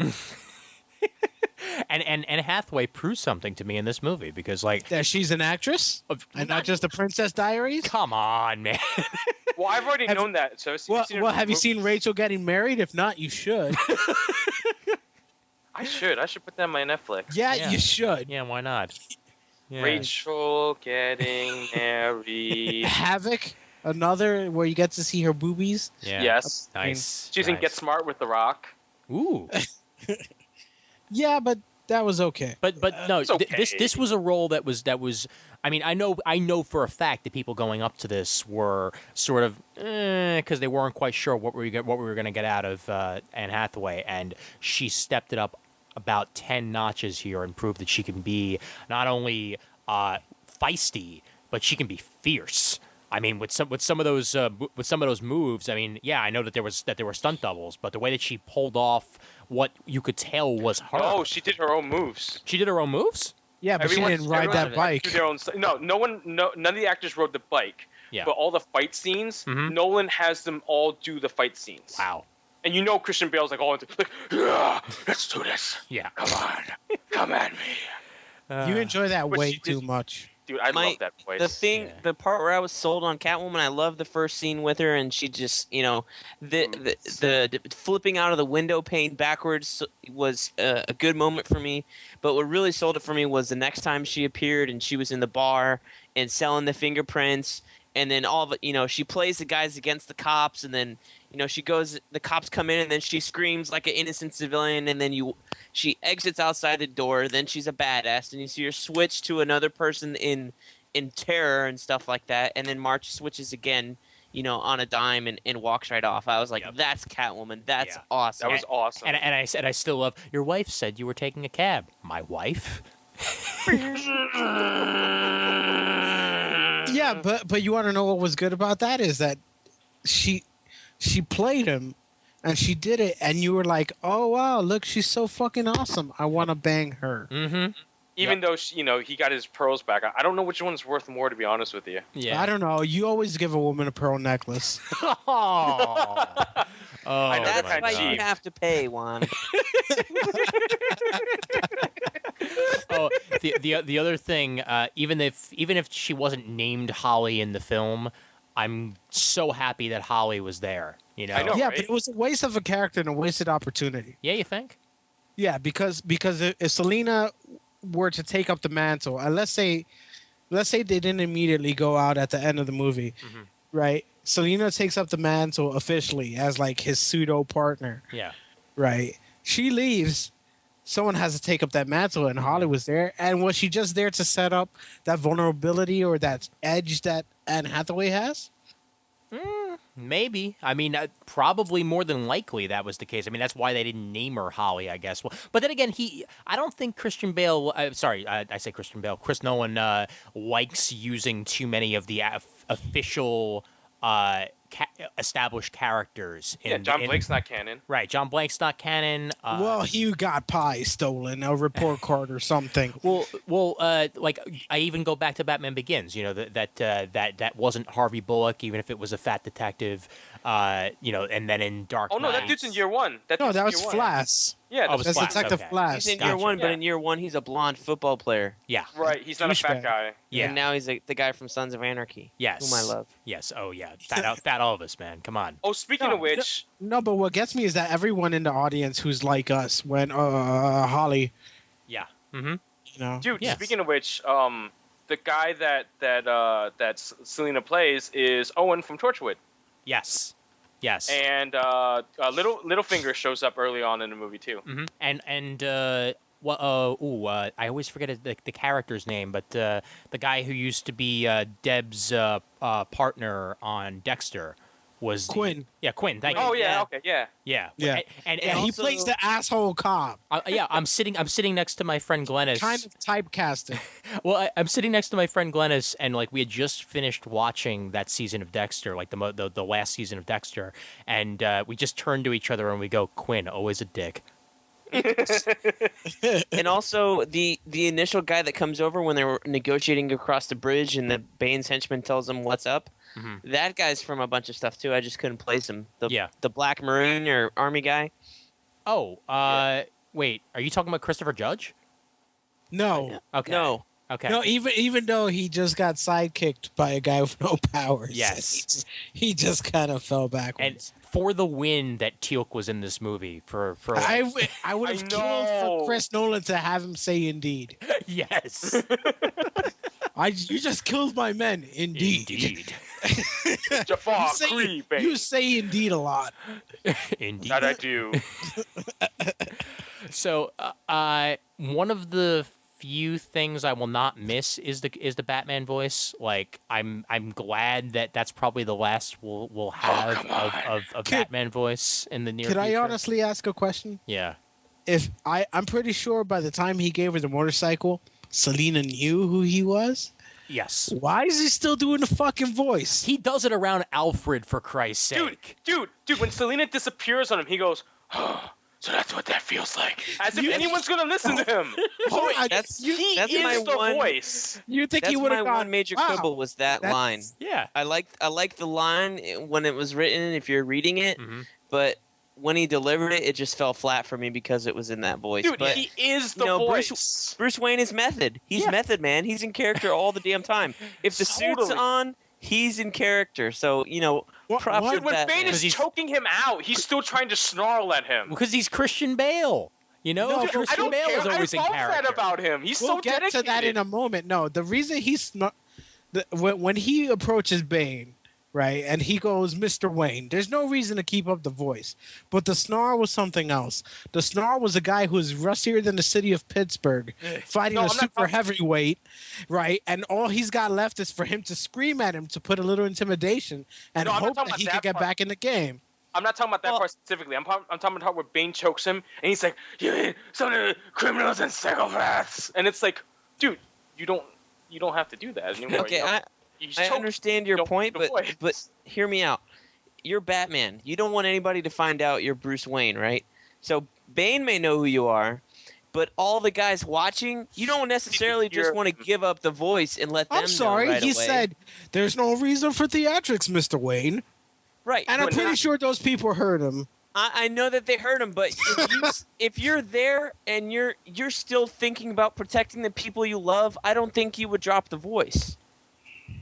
In That's that moment, true. I don't That's think true. you would drop the voice. If you're then still why trying to not at the- maintain, Right. Then That's why the not thing, on it's the like- rooftop? you're fucking. It's like Matt Murdock in Daredevil right now. Yeah. Everybody knows he's Daredevil, but he still maintains he's not Daredevil Exactly. to try and protect the people he Did they loves. make a Daredevil movie? Yes. Wake me No. up. Yeah, Did they make a Yeah. Daredevil Hey, movie? but Ben Affleck cannot do a Did they different make voice. a Daredevil movie? Yes, I they can't wait. did. Obviously, Wake they me did something up. right because they're asking him about My- Justice League. My nose is bleeding. Well, Uh, well, look. The reason that he needs to keep the voice is that you never know when there's going to be a Lannister hiding somewhere that can find out your identity and then turn you in. So Hey, that's Joffrey. yeah. Joffrey was in the first movie, so he might recognize him. And I Yes. loved how no one realized that until season 2 was over. No one said that last year. I realized Only it. when the promotion was. I reali- didn't. Yeah. No, I completely realized it, man. I mean, No, as soon as I saw him, I was like, "Hey, I know him,and I looked him up, and Batman Begins. I was like, "Oh, the stupid kid." I mean, it took my rewatch of Batman Begins to jog my memory that it was the same kid, but but Yeah, yeah, but you didn't know last year during season 1. no, of course I didn't. I didn't. That's what I'm saying. I knew, That's what what I knew when I knew. You didn't see him last year in Game of Thrones, Brent. episode 1, season 1, But and go, the- oh, the I did not know that. the important However, thing is this: yeah, Batman's monocle allowed him to go into his mom's uterus after being inseminated by his brother, and then kill Ned Stark, and or what's his name from Lord of the Rings, and that's how we all just kill the same guy every fucking movie because Sean Bean can't live. Yep, it's true. It's true. So and to answer your question, Brent, I knew by about episode 4 because I had IMDb'd the kid, and I'm like, oh shit, he was in Batman Begins. Right on. okay, you knew by episode 5. Good to know. Oh, hold well, on to a be second. fair, I watched it on Blu-ray, and I kind of just I didn't watch it originally when it first aired. I watched However, it on you do have the unaltered George W. Bush Blu-rays, so yeah. Blu-ray. Yeah. Could I ask you guys? Let's take this Go ahead. back to the beginning of the movie. Yeah. Bruce is retired. How do you guys feel about that? I was just gonna get there myself. I dig it. I can dig do it. too. I'm okay with it. I'm okay with it. I'm not quite sold on his reasons recluse? for it. Yeah. Well, Okay. no, the recluse I'm Here's- fine with. I'm just not quite sold on his reasons for it. They didn't spell it out. Okay, but here's my reasoning for it, and this is one of the things that just Bill didn't like about it. But if he were on the show, I would explain it to him thusly. Okay, so the love of your life just died. Everyone thinks you killed the White Knight and all these cops. Yeah. You know, and the love of your life just died. You thought you were gonna end this mission, and that you were gonna have a way out, and that your life would end up differently, and everything comes tumbling down at the end of Dark Knight. You would tell me that you wouldn't feel the same way. That you wouldn't be like, oh, fuck it, I'll go out and beat the shit out of some more thugs. No, Yeah. you would go and, any real person that experiences loss goes into a little, cave for a little while and stuff like that and has to get over it. Whereas if you're Bruce Wayne and you're that fucked up where you saw your parents killed in front of you, it's totally plausible for me that, you would not be okay with it until 8 years later. I can understand that. That's the thing. So that's for me. That's why he retired Batman, because he felt like he failed or something like that. Right. I can buy that. And that But- and the city, and as it said in that lovely Yeah. speech that Raph brought up, he's what the city deserved, not what he needs right now, and that's why you disappear for 8 years, because Right, and the they city wiped didn't need him. clean the mob, so technically not really a huge need for Batman. So another Yeah. reason why maybe he didn't go out there and kick some ass. Yeah, I mean, Um, but So what they so can didn't I- spell out though, Mhm. what they didn't spell out was that Batman disappeared for 8 years. Bruce Wayne necessarily didn't disappear for 8 Yeah, years. exactly. Right. Bruce He had the Wayne Power worked on that Project. project with Miranda Tate for a couple of years, Mhm. then disappeared for maybe maybe half, go by half.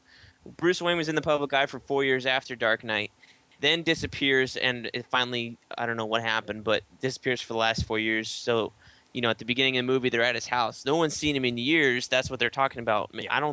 To me, that's not 8 years. To me, that's more like 3 or 4. that's more than likely. Yeah. They didn't Yeah, that spell makes it out sense. directly in the movie, but if you watch it again, you can. Well, they mention it in little bits and pieces, like 5 years ago we decided to change the world, and then you disappeared, and you said that the machine didn't work. Yeah.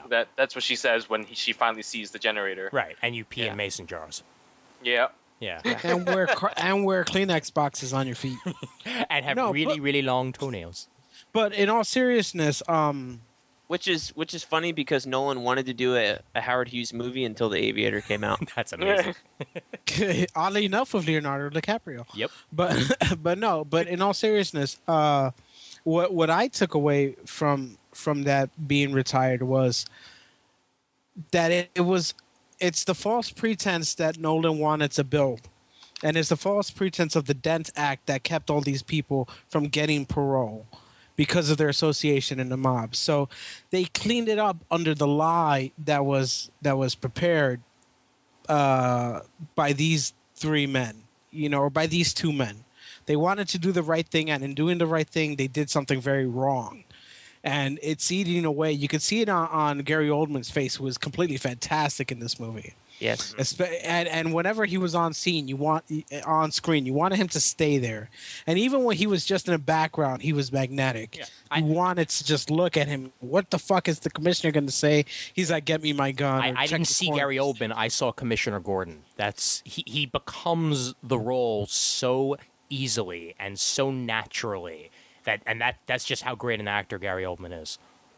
And yeah, but what you get here is he's a man who's still fighting a war, but the war isn't against crime. The war is against whether he should tell the truth and be the morally upstanding man that he couldn't be, and that most likely cost him his wife and Barbara. Yeah, no, I was gonna get to that next. That Bruce is not the only fallen man here. Is that even though Gordon still has his job, all he really has is his job at this point. Is that he doesn't even have his own his own self-image has been damaged incredibly by holding this lie, and His family's gone. His family's gone. He doesn't seem to have many friends outside of the force. He's a very lonely man. And he's sacrificed so much for this city in order to keep this city in control. Are you saying he's become, in effect, the person that Batman should have been? The Yes. person who threw himself in. Wait, he threw himself into the role. Yeah. Batman's gone. I got to keep the city safe. Yep. Remember that line at the end of Dark Knight? I have to save him. I have to save Harvey Dent. Yeah. Harvey Dent couldn't be saved. So now he's paid the rest all these 8 years. He's saving the city because you left. And you left and you forced me to live this lie, which I thought was genius on Goyer's and John Nolan's part in writing that screenplay. No, I agree with that. Totally. That it's the character arc that Gordon needed to go on because It's the character arc he deserved and the one And he it- needed right now. And it's also the most unhappy of the character arcs. It is.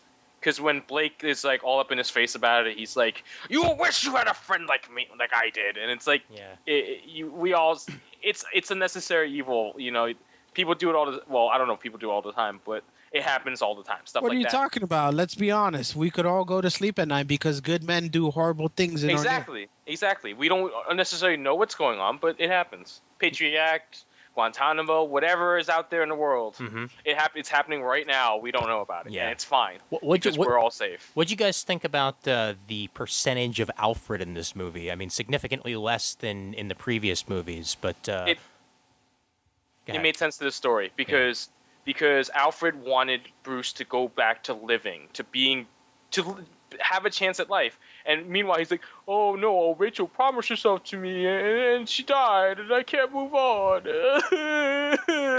And Alfred's like, "No, she was gonna marry Dent, you dumbass.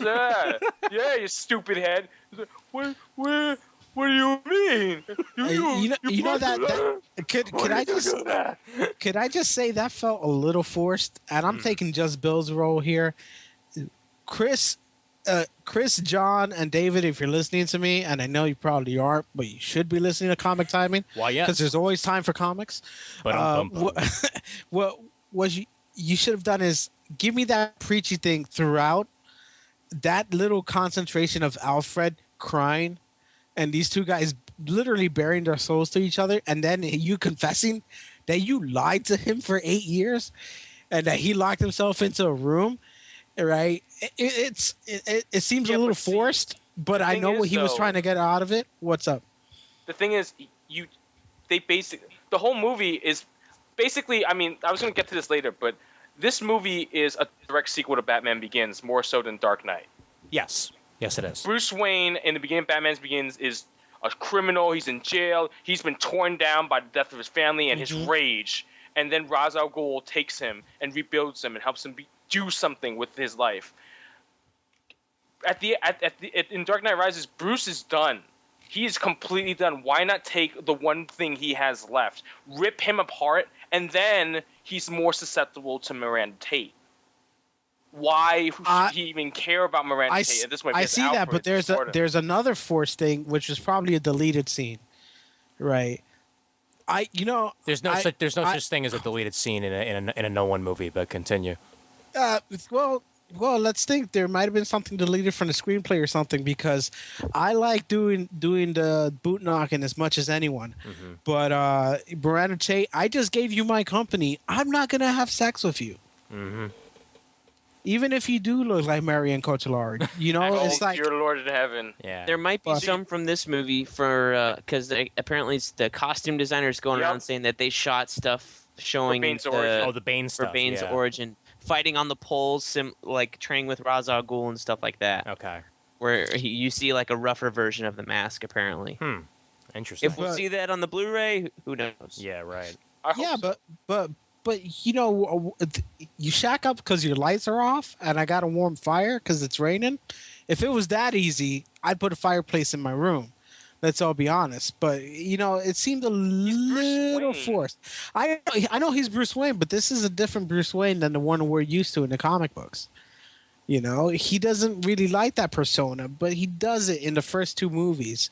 But in this third movie, he has no reason to be that playboy. He has no reason to just shack up with Miranda Tate. It should have been all business. How and why that relationship was established was something that I think he didn't do very well. Yeah, but the thing is, this is Bruce at his lowest. This isn't Bruce needing. He can't Also, even. so you're saying he's Edward Cullen now? He needs some No, sexual we are not. We are not equating this to fucking Twilight. You move on. No, I don't. But what I'm saying, it's look when the closest when your father figure has left you, when the love of your life is dead, when everything you've tried to do in this world has failed. You're not exactly going, Yeah. maybe I should just be professional with her. You're just going, fuck. Let's have the sex. Yeah. Just come on, please. He was looking for Please. companionship. He was looking for companionship, He was and he at found his, it. Yeah, I'm pretty sure exactly. Gotham has a Craigslist. I'm sure pretty they. sure He he hasn't doesn't- gotten laid in 4 years. I Yes. don't blame him. No, he hasn't Come gotten on, laid man. in 8 years. Yeah. I'm pretty sure he's not going around I don't fucking think he's people gotten laid. screaming Rachel. Yeah. I don't. Oh, God, Rachel! Now, hold on. Before we get any further into that, since we talked about Alfred already, we could talk about this real quick. How about Bruce Wayne and his magical healing leg? Like that crutch that he puts on it, or that brace that he puts on it, and then it's not there anymore later on, and yet Because somehow the knee is fine. Because he's Batman. No, that's another plot hole, and I was going to bring it up. Yeah. You know, No, I maybe it's haven't- built into the suit. Maybe. Pretend it's built into the suit. But then he was able to climb like that with a bum Well, knee. no. Here's the other thing. He went out back to being Batman after 8 years of not building his body back up, without any training, without any physical whatever. I'm not saying this is a valid. Hey, no, good that's a excuse. good argument. Yeah. That's a good argument. Yeah, see, there. he spent 4 months, or let's say 3 or 4 months, out of the 5 months, training himself again, rebuilding his body. So Right. that might be enough for him to not feel the pain in his knee. Although, I don't know. I have a knee injury, and I my knee hurts when it rains.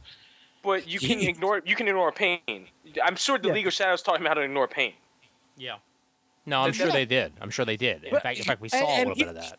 Here's something else that I took objection to. If you know there's a nuclear bomb, build your body up. 4 months, brother. 4 Well, months, he couldn't make the jump. He tried twice. He couldn't do it. and then that guy had to pop his vertebrae back into place. I did feel like we needed a montage music from that movie, just to. Frankly, I would like to hear "You're the Best Around" from the Karate Kid. Did you not hear that when he was doing those chin-ups? I felt pumped. I kind of did.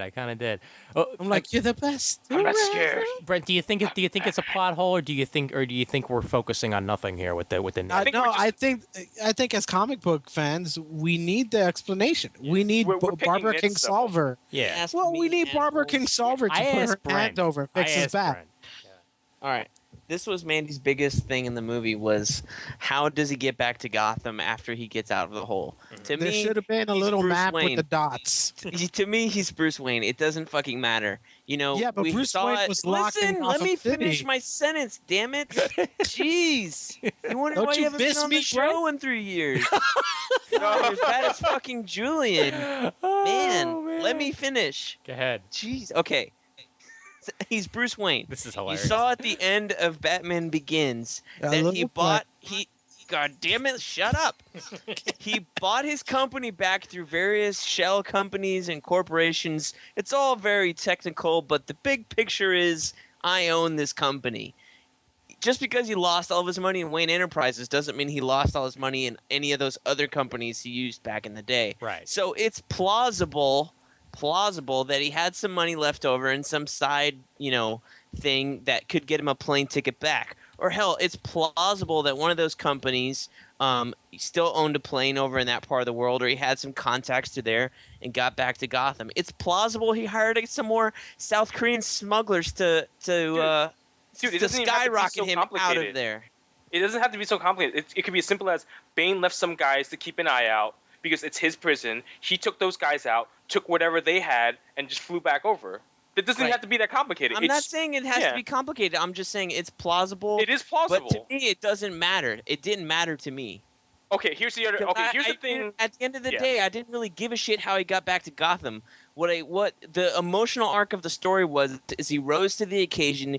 He faced his fear. He regained his fear of death, his fear of failure, which is really what he needed to gain back. He got out of the pit, and now he was back to things. So who cares how he gets back to Gotham or how long it took it or what the timeline was? The emotional arc of the movie was that he wasn't afraid to die, and he became afraid to die again so that So he he could live. himself.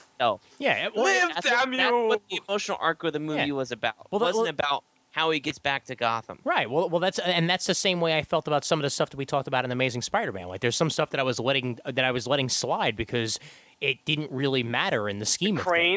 things. Yeah. The cranes. I'm not letting the cranes go. Dude, Why let are it you not go. letting the cranes go? There's no way construction in New York City works that way ever, ever. What do you mean, that Ever. organized or that Yeah. coordinated? Well, That organized and coordinated. Yes, it's dude. How would you? I don't think you're even allowed to have 4 or 5 cranes like that in a row in the city like that. yeah. Well, okay. don't- Well, since Anyway, wrong movie. Let's since go we're back. talking about New York and since we're talking about Gotham, let me bring up real quick how I don't know how they managed to build an underground subway for Gotham that fast. In 9 years. Yeah, in 9 years. Yeah, you're right. 'Cause- Is that- Because there was none in the last couple of movies. At least that's what they made it seem like. And then the scene that took place at Well, Wall he Street, destroyed where they it. didn't even bother to change the Wall Street the Wall Street identification sign. like I said, Gotham City is 3 different cities in 3 different movies. It That's is. yeah, it really is. I don't know New York. I don't live there, so I didn't recognize a lot of things when they were on the streets and stuff like that. I recognized them. Yeah. I and recognize it my was own very building. apparent. That's your own fault. That's the rest of the country probably Dude. never been there, don't live there. I didn't recognize it. The thing The says one thing I- Wall let Street me on it. finish my Well, no, sentence. hold on. Right. Just to God. point out real quick, and you are going to finish your sentence. I just want to point out real quick that like when you even see a shot of the like usually they wind up like adding in some buildings here and there in the skyline. There was one shot where you just saw Manhattan. That's it. Dude, That's what I was just about to say. Is Yeah. they saw the shot with the end of whatever end of Manhattan has Freedom Tower. Yeah. That's what took me out of the movie. That's what I Yes. was gonna say. If Yeah. Ron hasn't jumped on my fucking sentence. dude, I saw my own building. You know what gets me is where the fuck is Wayne Tower? It showed up a couple times. Did it? Yeah. No, the new Wayne Tower showed up, It was there. not the old one, not the They one that was demolished the it. The central Black one hub. from Dark Knight They- was there. That was the same No, board I- they were in. I know, I understand that one. I'm talking the one from the first one, the The one one from that the all first the one. subways fed to. Right. Yeah, It's like not I there. said, You don't just move a different building that movies. big. Yeah. No, but the problem with Gotham is it's so big that it could have a different flavor. That's in old each- Gotham. That's old Gotham. New Gotham Yeah. has a new Wayne Tower. It's- and it it's- doesn't have a sub. Yeah, we're in Batman Beyond here. That's where we are. We've moved on to New Gotham. That's it. Let's just put it that way. All right. Okay. I want to hear full sentences from Brent here when I ask him specifically about Bane because we barely even touched on Bane so far in this movie, and he is the focal point until we switch over to the actual villain of the story near the end of the movie. How did you feel this portrayal was? And thank the Lord that this portrayal will forever wash Batman and Robin out of my mouth. I liked it. Juan and Raph, mute your microphones. Go. I liked it. I really liked it. I don't know if his accent was South African, South American. It sounded more Irish or Scottish to me. But I took it for what it was. I could dig it. You know, at the end of the day, his prison wasn't even in South Africa or South America.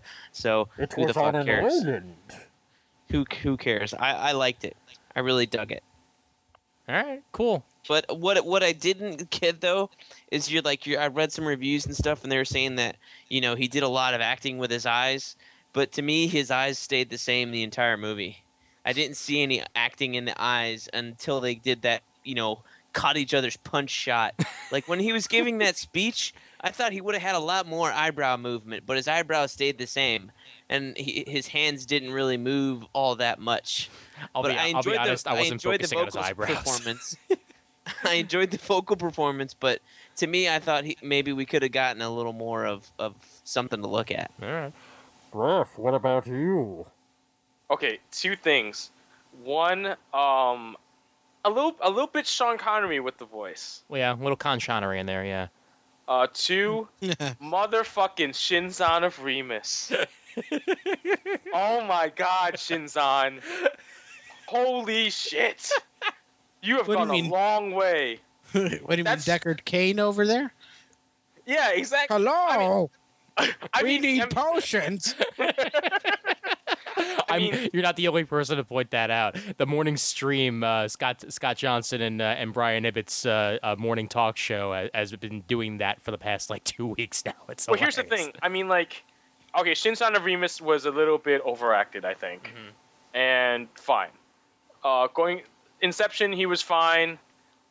I think he really made that turn in The Warrior, though, the MMA movie. Mm-hmm. I Good think movie. he did a good job there. Good movie. And I've never seen the one he did with Captain Kirk. Yeah, Kirk versus Bane. Yeah. Yeah, Kirk versus Shinzon. No, Kirk versus. Oh yeah, all right, fine. At that point, he's still Shinzon of Kirk Remus. versus Picard. Yeah. Yeah. Yeah. So, but anyway, he did a great job. I think he's really good. I think he kind of here's the thing. Every Batman villain in the movie series is a mirror of Batman. Mhm.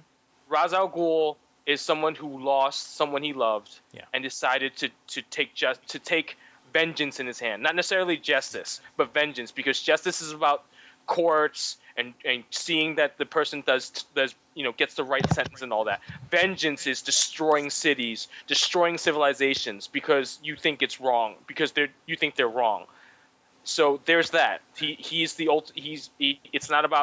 about vengeance. Bruce decides not to take vengeance. The Joker is about rage and like chaos, and the chaos that Batman fights and the rage that he fights, and it's gone completely insane with the Joker. It's nuts out there, and Batman's trying to fight. Even though he doesn't do it within the constraints of law, he does it with order. He's trying to maintain order. Mm-hmm. And with Bane is the anti-Batman. He's born in darkness, born in hatred, born in all of this crap, and he builds himself. Bruce Wayne wasn't born like the guy says. The man who made the jump was born there. He's not a man of privilege. Bruce, even though Bruce had a crappy life, the first 8 years of his life, he had a mother and father. He was loved. He was taken care of. Even after that, it's not like he was only in jail for maybe 5 or 6 years. Mm-hmm. That whole part where he was a criminal, he just traveled the world, that was 5 maybe 8 years at most. I think he came back when he was like 26, 27, 28. Bane has spent his entire life in darkness. Bane has spent his entire life fighting. Bane is really what the League of Shadows wanted, except for the fact that Ra's couldn't deal with the guilt of losing his wife. Yeah. Ra's wouldn't have even looked at Bruce Wayne. Bane would have been a successor. Every single time you say Roz, I want to punch you in the face. Yeah, it's the movie universe. Whatever. I don't give a shit. His name is Raish. My Arabic friend says it's supposed to be Raz. I don't. Whatever, man. All right, whatever. Paul Dini says it's Raish. Yeah. Neil Adams says it's race. I don't. Whatever. And they should have corrected the voice actor in the animated series years ago. Yeah, really. But anyway, the point is, it's the Bane is everything I wanted him to be. I think he's even better than the comic book Bane. And giving the constraints that I think the comic book Bane had a better story where he sends all the Batman's villains against him and then breaks his will. But I think the movie Bane is better executed.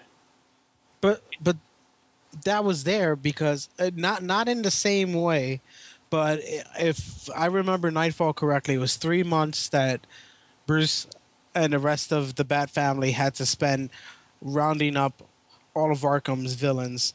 Yep. And then, it took him that long to figure out his identity, and then he broke the Bat. In this one, he broke the Bat, and then it took Bruce that long to find himself again. What was really going on in Bruce's head, which is, I wish I could be a fly on the wall on some of that conversation. I think that could be a movie by itself. You get up there, you get better. Some guy literally pushes your vertebrae back into place. You make the jump and you fail. And then you come back, you get better, you make the jump and you fail again, and then you have that little speech about living. is that moment when he hears Alfred and goes, "Yeah, I have to find a way to finish this and get the hell out." You know, I really would have liked to see that turn. I know he would have been showing his hand, but I think that would have made it a little bit stronger, and we wouldn't be focusing on all the other things that we're focusing on. If you saw that Bruce could see the light at the end of the tunnel, which is something that the Bruce that we all know and love will never see, because there's just no end to his crusade. But in this one, since there is an end, you have to show me at the point where he goes, "I kind of want that." I don't know if anyone it's all agrees. implied. It's implied because I mean, he fixed the autopilot. He didn't kill himself. Yeah. He decided to run away with Selena. He could have just left Selena. He could have just been like, "Screw it, my parents are dead. The love of my life is dead. I give up. You said it again. I want to save the city." I'm gonna punch your chest. I swear to God. I didn't say it in a Batman voice. You said it though. I told you. Look. We I can't avoid established. that. It's a fact. We Bruce established that Wayne's Bruce Wayne's parents parents are dead. Okay. Uh, Okay, I'm just saying. he's an orphan. I get it. He's an orphan. He has nothing Okay. left. He could have chose to blow up. He didn't. He chose to live. Not only that, he saved Gotham and he gave it another protector. Well, he actually saved Roosevelt Island, but that's neither here nor there. But right, we've got a Red Robin now. Yum. Oh God. You know. Now, all right. The thing about Bane that I really enjoyed, and yeah, part of this is the scope of society right now, and I know that no one didn't know this going in that things were going to turn out the way that they did with the whole 99% versus the 1% thing. That's kind of what Bane's whole tactics were in this movie, and it worked really well. And best of all, we got the best parts of Nightfall, and we got the best parts of No Man's Land in the same movie, and Bane was the driving force behind that. He wanted to destroy everything that Bruce had built, and the Wayne family had built Gotham. So what's the best thing to do right here? Get rid of Gotham entirely. Finish what Ra's was starting in the first movie, and prove that he is what the League of Shadows has been looking for, and do it that way. Yeah, that's exactly what he wanted to do, and he came off as menacing and powerful and strong, and yet also you see behind that curtain, because when the medicine is cut off to his mask, you see him immediately cower, Freak out. Yeah. and He's freak like, out. Yeah, because he's The whole line where like he's talking during the first fight, where he's like, "You fight like a much younger man with nothing held back, a mistake." And I was like thinking that line immediately when he started freaking out, like punching everything, like punching holes in pillars and stuff. yeah. Well, as usual, the movie was all about masks. It was all about masks. You know, Bane has the mask, and he has control. Bruce has the mask, and he becomes Batman, and he becomes the Knight. Selena has the mask, and she becomes a fearless, Stronger, yeah. strong, cat burglar who can do whatever she wants. Commissioner Gordon has the mask of being a commissioner, and keeping the mask of Harvey Dent alive. This entire thing is about masks here, and then we get to the conclusion that we got, where the masks get taken off for the most part, and that was just freaking amazing about this movie. How it just imagined everything culminated the way that it was supposed to. All those masks got removed by the time things were over and done with. Let's talk about the. I guess, do you want to call her Talia, or do you want to call her by her original name? Like that's She's Talia. yeah. Talia Talia Tate? Yeah, there we go. No. No, Talia Tate's a porn actress. Talia Tate. God, I'm hearing myself twice for some reason. Toma! Does anybody have like a really loud headphones right now, or hold on. Testing 1 2 1 2 1 2. No, all right, it's not there anymore, so that's fine. But yeah, Talia as a redirection, I I obviously saw it coming, but So did I. Yeah. but it was a nice touch. I felt in these movies. We'll roll it with Juan, and we'll roll to Brent at the end. That way, Brent can yet again talk uninterrupted like he likes to. Juan. I don't know. I liked her as Talia. I wish she would have had more screen time. She was okay as Miranda, and I get her weird, like, hey, come fuck me eyes that she's doing, and that she doesn't really get, but then she gets it, and for a second I thought, oh, is she gonna live through this, and is Batman gonna have a kid? Is there gonna be little Damien? Oh God. And then a Fates of Black, but then I was like, no, Nolan wouldn't do that, but I like the way she did her turn. Like, she waited till the very end and she was there. But what gets me the most is, was she expecting him to come back? Or what happens if he would have died? She would have died along with him. And it was a blind ambition to fulfill her father's legacy, which was to destroy Gotham. But there was going to be no League of Shadows left to rebuild it. She didn't it's like, care. yeah, no, but Raish would have cared. Raish wanted to destroy it to rebuild it and do it better. And that's something that I think she missed. And it's something that Bruce missed, that I think the Rachel Dawes character helped him get. You don't just go and do something because you can. You go and you do something because you want to make it better. And I think that's something that he learned in Begins toward the end, was reinforced at the end of Dark Knight Rises, and that's why he really took a step back and took that time off. But Talia was just this vaulting ambition that I think didn't really come across, but she played the character well. And when she dug that knife in, she literally stabbed him in the side, like Longinus, and he was there, and he couldn't really move because it would finish piercing his lung. And he was in a very, very vulnerable position, and it was from the person that he least expected. I was a little disappointed in the world's greatest detective. Well, and I mean, I can see that, and yet at the same time, he was kind of blinded, because I mean, for one thing, we talked about earlier in the movie how he was vulnerable, and he accepted her. I guess mainly for the sake of companionship. So I feel as if he was blinded by that here as well. Like that because she opened herself up to him, he couldn't imagine her being anything other than what she appeared to be. She couldn't, other than Miranda Tate. And could someone answer? Didn't anyone feel a little awkward that this grown man fell in love with a little girl? I let it go. There've been worse. You let it go. Skywalker, What? Padme. Hold on a sec. Oh, pump the brakes. Even in that atrocity that is Phantom Menace, she was 14 and he was like 11. No, he's 8.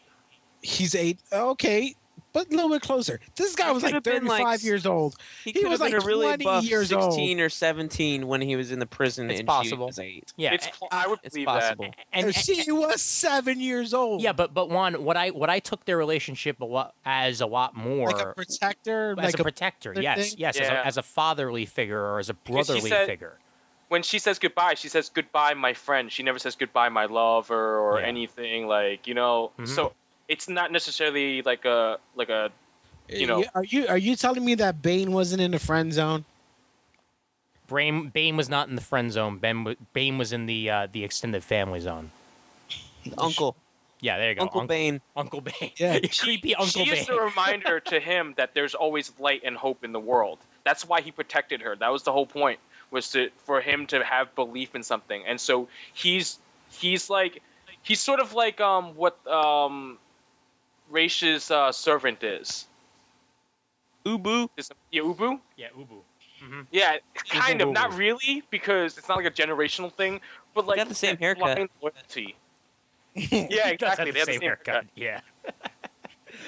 Oh man. Well, what'd you think of her as a character, Raph, and as a Talia? What'd you think? Oh man, Adriana from Midnight in Paris. She was okay. So okay. I thought she was good as both. I think she was a very good Talia for the Nolan universe. She doesn't. Talia in the comic book world is clever, just as smart as her father. If just as cunning, just as conniving, just as dangerous. I never. In the Nolan universe, I understand she's also a mirror to Batman. Her father died, and she wanted to get revenge, and all she could focus on was revenge. Like Juan said, she never had someone to come into her life and say, "Look, there's better things you can do with your anger. There's better things you can do. You don't need revenge." Bane is just there. Bane doesn't understand that. Bane has been in hell his entire life. Mm-hmm. All he understands is this little girl. I must protect her, and whatever she needs me to do, I will do for her because she is my hope. Yeah. So if she says, "Let's blow up Gotham City and destroy Bruce Wayne," he's gonna go, "Fuck yeah, let's do this." Right. It's like a good version of Bane from Batman and Robin. You know, like Bane. Exactly. Bane was the second to. Wait, I'm sorry. Hold on 1 second. Yeah. I mean, Bane was the second to Poison Ivy in that, only it sucked ass, and in this one, it was a hell of a lot more believable. Yeah. Anyway, there was one other. Oh, so this is where watching all three movies back to back to back really helps. The first line she says to Bruce Wayne about the first time they talk, she says something. She says something to the effect of like, "I want to bring balance to the world." Mm-hmm. That's a Ra's al Ghul line from the first movie.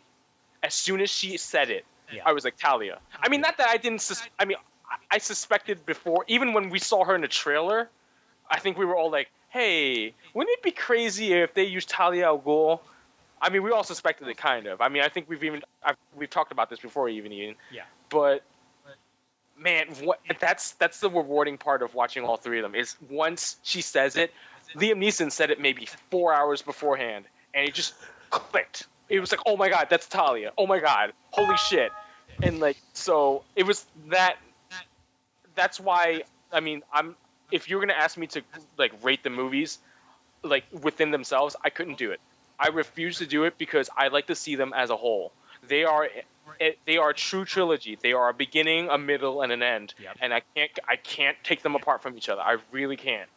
But going back to Talia, I think she was really good for what she was. I think because they're not meant to go on forever and ever like comics. These guys only they lasted 3 movies. So she did her part, and I liked it. I think some parts are a little convenient. I wonder if Roz gave her like a fortune or something so she could be off on her own. If like what did she do when she left the League of Shadows? Mm-hmm. I mean, how did she become Miranda Tate? I assume that she mainly did it similar to the way that Talia did it in the comics. Via just working her way up through various criminal empires.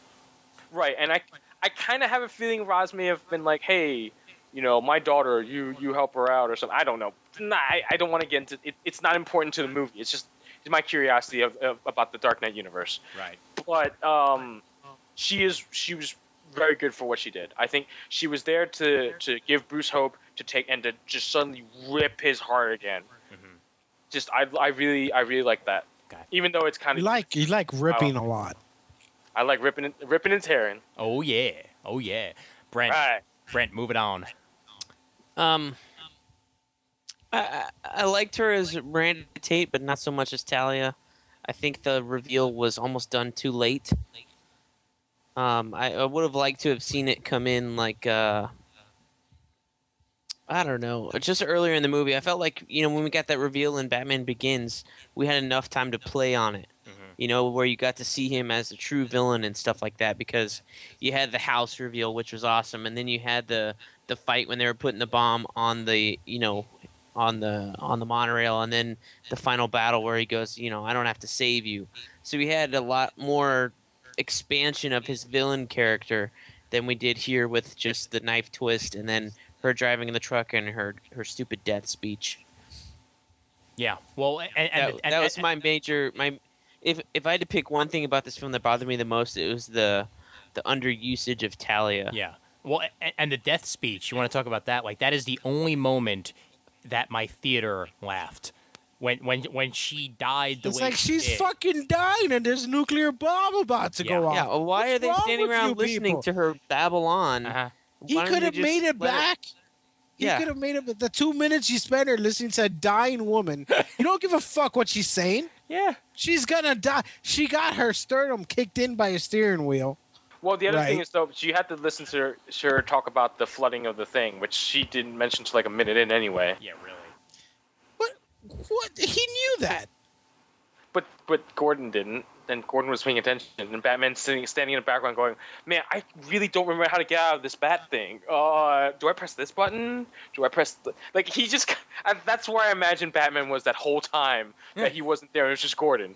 Like, how do I get out of this thing again? What the hell? Well, let's speaking of Gordon, move it to that a little bit. Were you surprised that Gordon didn't figure it out until that last moment there, or because I kind of thought he would have sort of always known in one way or another.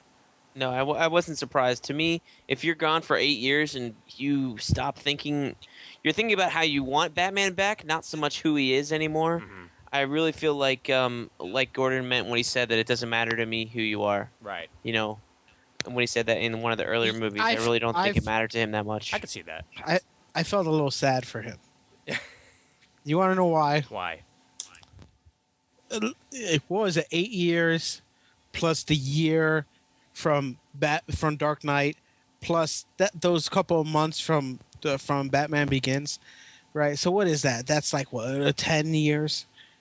10 years, the world's foremost, the city's foremost cop can't figure out that Bruce Wayne is Batman. So he gives him some 35-year-old memory of a kid putting a jacket on, right? And John Blake figures it out when he's 7. What clues did Batman give him that he was Bruce Wayne in a year's time, though? Tell me what clues he gave That's him. not the point here. To me, no. Listen, shut up, Juan. If you're a fucking cop, you're looking for clues. I don't feel that Bruce gave him any clues in the previous. Well, I don't movies. think Gordon wanted to look at the clues anyway. He just was like, all right, he's regardless Batman, of whether whatever. he wanted to or not, which Yeah. was my original point. I don't Right. think there was enough there in the films for Gordon to figure it out, regardless if he wanted to or And not. you're telling me a 7-year-old John Blake watches Bruce Wayne come in, sees the mask, and I goes, didn't buy "Hey, into that. I That didn't dude's say that." Batman. That dude's Batman. You know, that's what he made it sound like. And you're telling me No. this kid at the age of 7, 8, or 9, or however old he was, Here's Right. the thing. I think figures it out and the he- line that he gives Gordon when they're talking about who the Batman was, I think that's when he sort of puts it together about Bruce Wayne. Mm-hmm. Because I think Batman's been on 8 years. Bruce Wayne hasn't been seen in the public eye for a few years. It kind of makes sense, and then maybe he goes back to his childhood. Hey, wait a minute, I do remember Bruce Wayne. Oh wait, I remember that cold look in his eyes and that smile, that fake smile. Yeah. And then he looks at himself smile, and then he goes, yeah, he's Batman. Yeah, and I also it did make sense what Blake was saying about how, you know, because he's a kid who had to deal an with not orphan. having a family, that he could totally piece 2 and 2 together, that Bruce Wayne would want to try and get vengeance for his parents. Oh hey, there's a Batman guy running around trying to make the city better. I wonder. Yeah, it's not Really bought hard. that? It's a movie. I can buy it for a movie.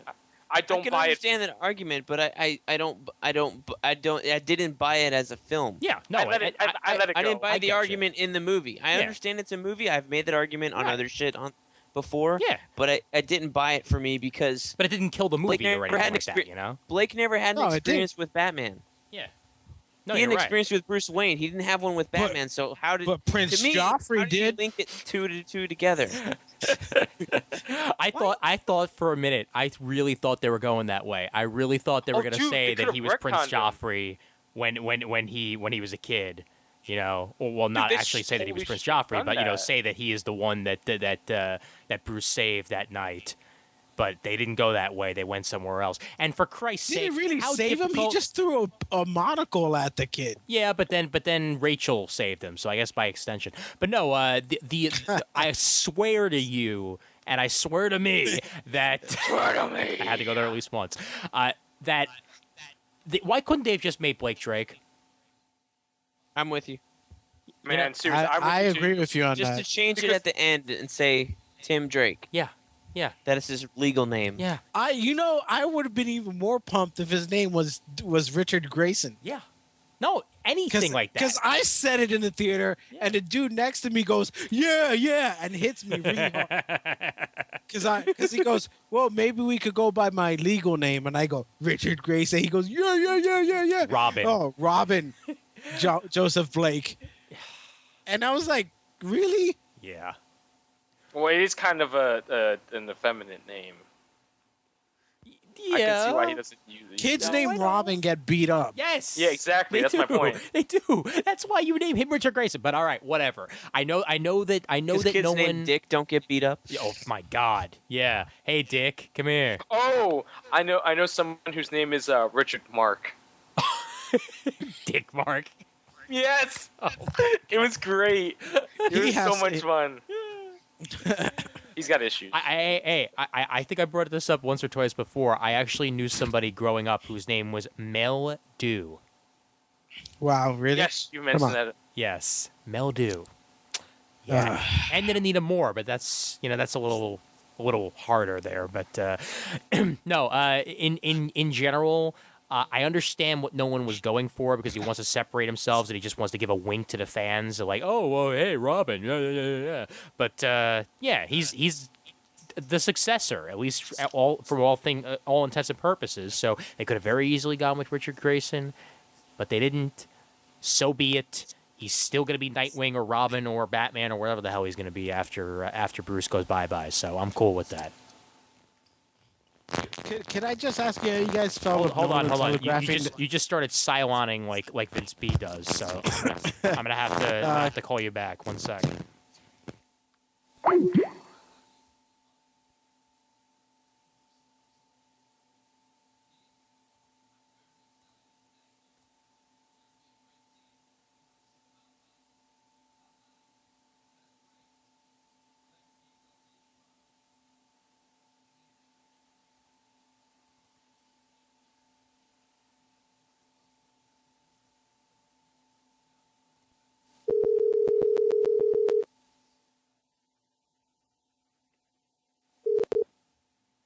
All right, you there? Hello? Yes. Good. Okay. And 2. And 3. All right. You there? Everybody there? Yep. All right. Yep, Cool. I'm here. And you sound better now, so that's good. Yeah. No, because I really didn't want to have to deal with the Vince B. Siloning issue. That's just. Take back your Vince B. What were you saying, Juan, when you started Siloning? I kind of forgot. Okay, that's fine. We can move on from there. I'll probably remember in about 45 seconds. It's all good. It's all good. But everybody was happy with what happened with Blake, even if it wasn't Drake or Grayson or yada yada yada. Like I felt like he was a well developed enough character to be the Batman successor in one way or another. Yes, Yeah. I agree. Okay, good. That's all I need to know right there. We can actually sort of move on to the conclusion to the film here because I feel like we've touched on everybody else. The only person we haven't mentioned is Lucius, but Lucius is the same guy he always was. So He's God. yes, Yeah, the guy who decided to destroy a giant sonar system and when yeah, he needed it. that's a great idea there, Lucius. Yeah, Yeah. good. Yeah. Ass.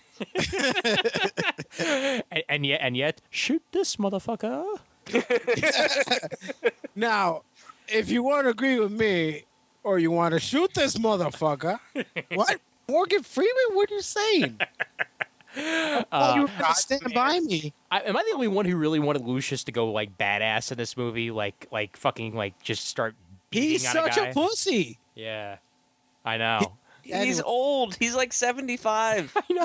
Yeah, hold on a sec. Why do you keep this in the middle of a tower or at the bottom of a tower? Uh-huh. Why do you keep so many? It was off the books. It was. And he didn't keep so many. You didn't listen to him. Oh my gosh, you people. He said there were other I did listen. Brent, but go ahead. corporations I know you did, but these other two No, there are retards the you invited corporate- back Wait, don't what? listen to anything. I didn't Hold say on. anything. There are Whoa, other whoa, corporations whoa. that eat Other that. corporations didn't even built say other anything. prototypes. Down. He consolidated them all Exactly. to protect them That after point he of- retired.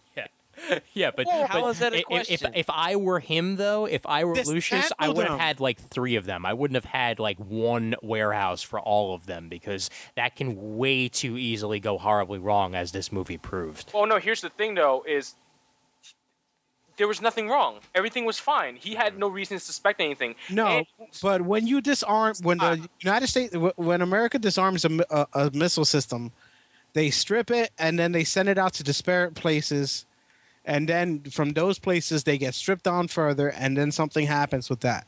You don't keep all your tumblers with active weaponry, even if it's It 5 or wasn't active. 6. Did you not catch him adding all that stuff to him? He though? did add them. Yeah. Yeah, Fine. there was a lot of add-ons because the Fine. original one didn't have that missile. Yeah, you know the add-ons that just happened to have been in developed it, and he didn't get a If you chance to want strip yet. if you want to take issue with how all the out of work orphans and teenagers added that on, I'll agree with you there. Yeah. But keeping me in the same place, I don't really care. I completely get you there, Brent. It's like none of these people have engineering degrees. I don't know how the fuck this thing didn't just blow up. Well, The cannons are Bane tack has- welded in place. That thing fires just to come flying off. But Okay, no. we are now going to take a compliance course in order for you to work on the tumbler. The weld should look like a roll of quarters. are you so sure he couldn't find a couple of disgruntled engineers who are tired of the way things are, though? Well, he did. What do He you mean, did find a Black couple of Swan? people that were disgruntled. So Or yeah, he could have called all the people who weren't hired at LexCorp yeah. and brought them over. LexCorp. Find a way to Oh. bridge the universe. That's the other thing. Could it have killed you to have the opposing team on to the As a Gotham hostile Knights takeover? well, no. The well, for one thing, Central or Central Metropolis, City not or Rapid Metropolis or something like that. Like throw us a bone, people. Have it be Star City or something like that. Not some what the hell was the name of the city anyway? Like It's it was Rapid The City. Rapid City Motors. yeah, Rapid City. Yeah, great. I think they couldn't say that because there was a Flash movie in development and the rights are currently up in the air. Doesn't matter. No, The- it's the all rights Warner are- Brothers. The rights are Warner Brothers. Dude. Yeah. Yeah, but the everything's on production Warner houses are the ones that have, you No, know. they don't. Everything's on the Warner Brothers, dude. Everything. Production houses, the whole shebang. They have never farmed out any of their shit. They don't And have yet- to. They've owned DC since like 1972. Yep. And yet they're the ones lagging behind. Yeah. Yeah, because they don't know what the hell they're doing. Yeah, because they have no experience with superheroes. Yeah. They don't. They basically bury. They let Joel Schumacher direct 2 movies. Okay, that Wow, shows no, you what no, they no, no, know. no, whoa. Pump the brakes. Don't mention that. We're talking about good movies. Chris here. Nolan built this movie in a cave with a box set. No, wait, no, that was the other Built one. it in his garage with some putty. Yeah, there you go. His production designer. Yeah. Exactly. All right. One more quick comment, and then we'll get to the how the movie ended and what you guys thought with that. Thank you, Cillian Murphy, for showing up in this movie. I Yes. love that. Yes. That was necessary. Would it have been better with the By mask? Exile. It's like death or exile. Oh, I choose death. Okay, death by exile next. Would it have been? Would it have been better if he had the mask? Didn't he have the mask next to him? Or was I No, just It imagining was on the that? desk or It something. was like Yeah. a stack of papers. I didn't see it. It's fine by me though. I mean, I'm fine either We way. all knew who he was, Yeah. so He had disheveled hair. That's all that mattered. It made That's him fine. look kooky and crazy like he actually is. I thought that was good, but you know something? I've never seen the Hudson freeze over like that. Yeah, that's because it It's doesn't. Gotham. It's not the Hudson. Hold on, and even isn't Gotham technically like south of Jersey City or something? Pittsburgh's river does freeze, so that's probably where they filmed that. Does it? Yeah, okay. It's Gotham. Whatever. Yeah, Okay, it's fine. it's Gotham, morphs in 3 Pittsburgh, movies, Brooklyn, whatever. Manhattan, Bronx. Fine. Yeah. the worst But- winter they've had in years. Yeah, Get over there it. you Okay. Okay. Fine. Actually, you no, wanna they, know they what hired gets me? Mr. Freeze, and You want? You want to know what gets me? what? 4 gets you? months Yeah. rebuilding yourself. Mhm. Nuclear time bomb counting down. Yeah. You return to Gotham, give someone a sign, get caught, and get exiled onto the ice. Mhm. And then, just because you're back, perform a massive act of vandalism. Right. while a bomb is getting set to blow up. Go find the fucking bomb, and then perform the act of vandalism. Look. Sometimes you just don't know where to put a bomb. Yeah, some days you just can't get rid of a bomb. Exactly. And some days you just take gallons and gallons of gasoline and make a giant bat signal. That was the one part too where I was like, when did he have time to do that, and how did he do that? Was he up there with a paintbrush on a ladder know. and a bucket of gasoline? For a couple hours, and the National Guard didn't shoot at him. How did he? That's one part I was just really like, I can't believe this. Yeah. Gasoline's a clear liquid. How did he know that he was getting it right? No. He got a helicopter, and with the last of his money, he made a giant bat-sized stamp. Yeah, but what's stopping the army from using a tow missile or a SAM turret to take this thing down? You know what's stopping the army? The Ice Age. No, because the army's on the other side, because that's the bridge that blew up. Yeah. Oh, so it's okay if he's on the other side. He's on the other pylon. I cannot believe they blew up the Brooklyn, the Manhattan, and the Williamsburg like that. I mean, it's nuts. Right outside my window. Yeah. Crazy. Insane, man. I Insane. don't know what's good. We get new bridges out of it. Yeah, it's true. Maybe they'll name the Gotham baseball team the Gotham Bridges. No, but well, yeah, and you know what? I feel bad for Batmanuel. He was just enjoying himself, a nice Yeah. hot dog, watching the Rogues game, Mm-hmm. and bam, right in the face. And he wound up on the island from Lost. Yeah, that's how he became Richard. Yes. The explosion was so bad it blew him backward in time. I like it. Let's He roll became a with this. conquistador, and now look at him. I am Batman. He is Batman. He's traveling through time in order to become Batmanuel again. I love the story that they had no idea about Batman when they hired him, and then when he brought it up, they were like, "Oh, dude, that's actually kind of brilliant." And you must wear your eyeliner, please. Yes, well, that's not eyeliner. That's not eyeliner, man. Like he naturally has eyes that just look that good. Okay, then what about another thing I took umbrage with? Uh-oh. And I say that just like Dolores from the Harry Potter movie. Yes, Ms. You're at the Rogues game. There should be cops there. I know they're getting pulled back, Yeah. but if the cops are getting pulled back, you don't go forward with the game, right?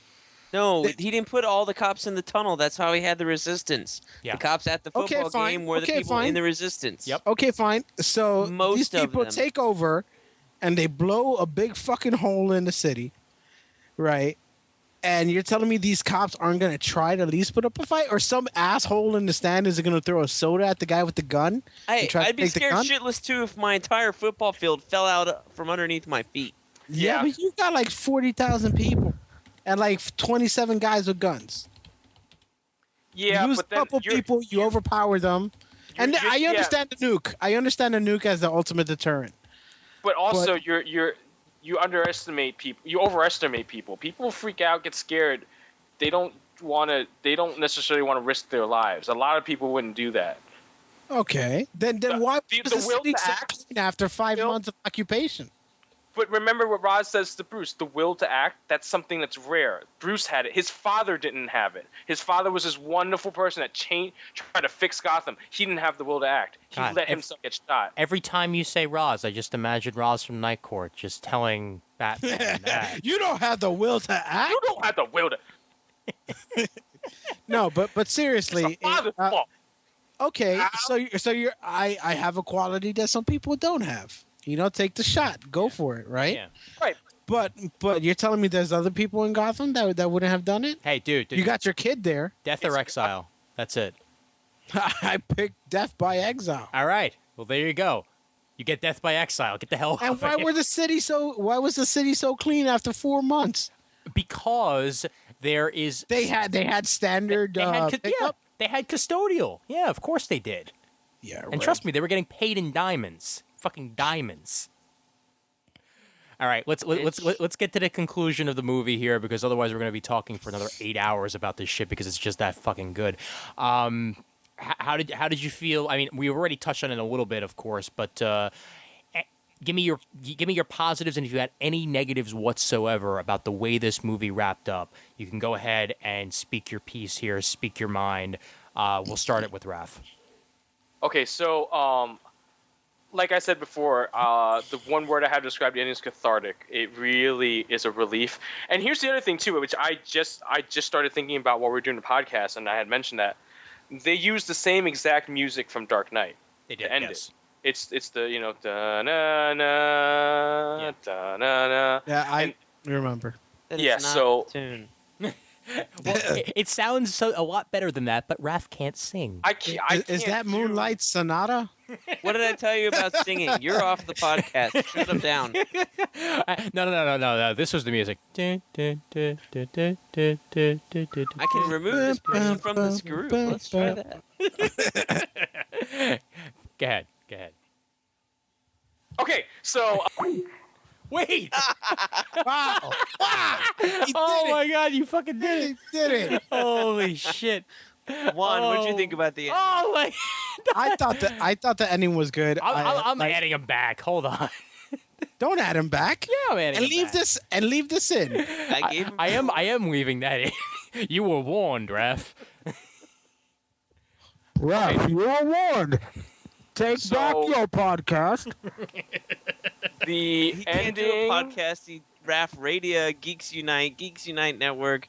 He's like I don't know, some. Take back your network of podcasts. It's like Dwight Howard trying to decide a team he wants to play for.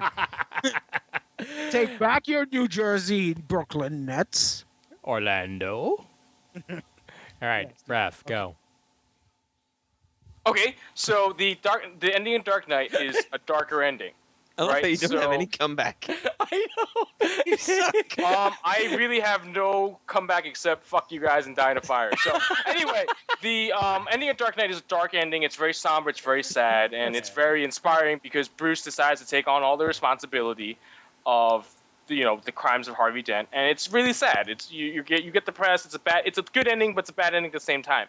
Same music, total cleansing. Blake Like gets Cold everything he Cleanse? wants. Gordon gets everything he wants. Alfred gets what he wants. Everyone gets what they want. And suddenly this really dark, sad, depressing theme from the end of Dark Knight becomes this wonderful, happy, joyous, rewarding theme. And I love that. I love the symmetry between the two movies, between the two themes. No, you're right. There is no way a movie can end any better than Dark Knight Rises did. I really can't. I'm really hard pressed to think of any better ending. I At least for the superhero movies. completely agree. Just like I can completely agree that it wouldn't be an old school episode of Comic Timing unless someone at some point said "fuck you, die in a fire." Yep. Threw it in there. Pour that gasoline on. Fantastic. Casino roll. I think I said it in the beginning. It was awesome. I Right loved on. it. I cried. I know. I just wanted to hear you say you cried again. You have really tear cry? ducts. I do. Juan. I thought it was great. I like the imagery. He's literally rising. One to meet his destiny. One to become the new Dark Knight. Which I don't really think are the same things, but that's neither here nor there. And I just like that he's gonna be like running the house, and he's gonna be like living in it, being all Batmaned out. What if one of these kids like presses the piano wrong Oh God. and opens That's how up? Batman works. It's a generational They thing. sold the piano. They Did they sell the piano? All the contents of the house went to pay off any remaining debts, and any leftovers went to Alfred. The house and the grounds itself went to the city as long as it was kept open as an orphanage. Did you take notes on the movie? No, I No, paid he attention during the remembered movie. it. He remembered bet- it. I remember I- that. Dude, I remembered it. I saw it twice. I've only seen it once. and yet the fact remains, one of these kids could accidentally find that. What if he's like all hurt? What if But that's the point. the new villains come and fuck up John Blake? But isn't And, that the point? Is that there's always going to be a Batman? He's a symbol. He always goes on. When Yeah, John but does Blake he gets- always have to be an orphan? Yeah, sure, why not? Yeah, because they understand the pain of losing someone.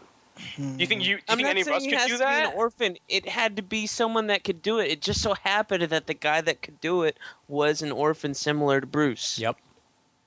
No, you're It- right. It's a nice It could have been symmetry. any other cop Yeah. that stepped up and said that. Right. It could have been did the the fat things that guy that from guy Batman did. Begins, but it wasn't, thank God. And yet, I still I like the suppose. ending. Just asking those questions, I thought the ending was still very good. Oh, yeah. It was something that I wanted to see. Yep. And it's something that, I really wish the comic books would take in and understand Yeah. and just give Dick Grayson his due. Yep. Very few movies. Not Dick, Tim. Whatever. You know what? I wouldn't mind seeing Tim as Nightwing for a bit and then taking up the mantle. Yeah. But I really think it's Dick's time. But remember, Tim Drake was never Robin. He's always been Red Robin. Yo, Which is ridiculous. Yeah, but whatever. That's another. you know that's what? another story for another That's day. the. Another story for another day, Juan. We're not gonna get Yeah, into that I know. now. Come on, man. I'll say straight up that there are not many movies that I leave with a smile as wide as mine was when leaving the theater for Dark Knight Rises. I told you stop getting hand jobs in there. It was the right time. No, just everything I wanted was there, as I've said in this episode, and I felt like I'd seen a complete story. There are many, many times that does not occur. This was not one of those instances. I was a very happy panda, and I could do without another Batman movie in my life. I know that they will probably make others. They will probably start at the beginning, like they did with Spider-Man, like they did Batman the first time around.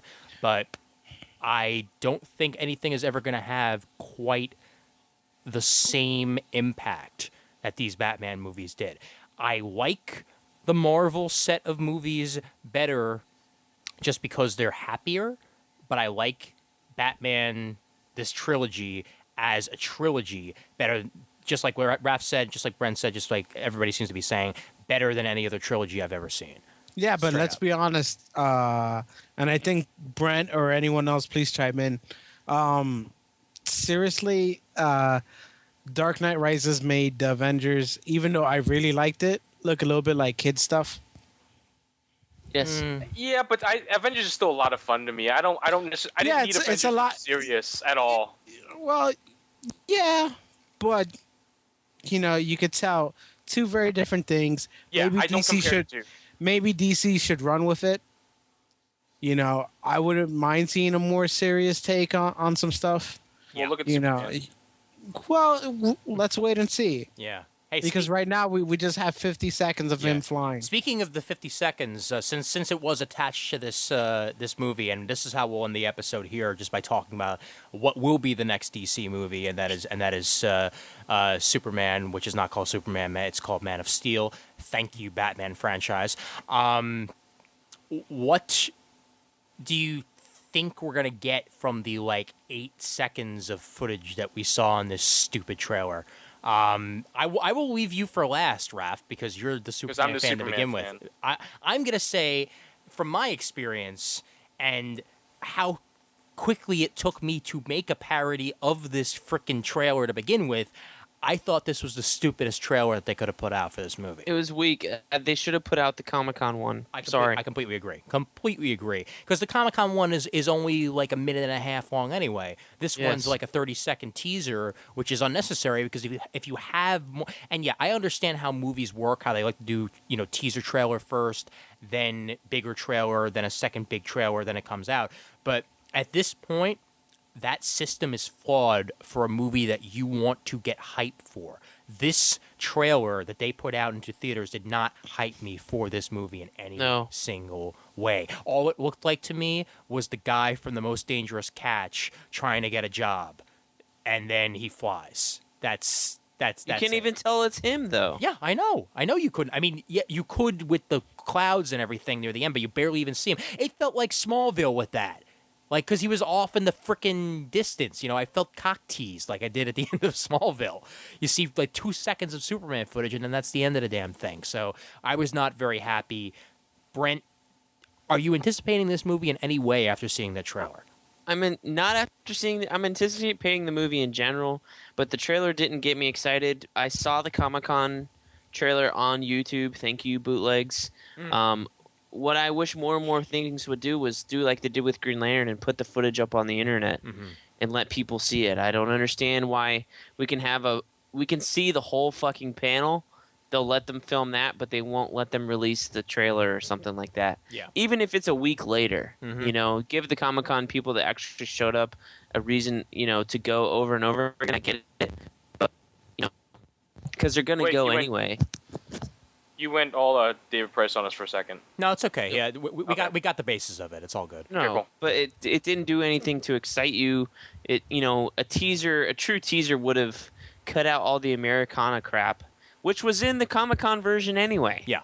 A lot of that's in the Comic-Con one, if you can find it on YouTube, if it's still up. But, I think it would have been I would have been a lot more interested seeing Lois Lane and Perry White and the Kents and Jor-El and Lara, and that would have got me a lot more excited about this new vision of Superman rather than all the shots of him in Alaska. Because we got the Comic-Con footage from Iron Man, like, less than a month after it came out, like originally. Because I remember people were like, "Where is it? Where is it? Where is it?" And Jon Favreau was like, "Patience, it'll come." And then it came. They haven't even hinted that this shit is going to be online. And I hope it's on New York Comic Con. I hope. I hope we get something real at New York Comic Con. I hope so too. I'm still wondering about New York Comic Con for myself anyway because I haven't heard anything back yet. But that's another story. I would certainly hope that we get something concrete from this movie sometime soon. Juan, what did you think of the trailer, and what is your anticipation for Man of Steel? I wasn't very whelmed at all.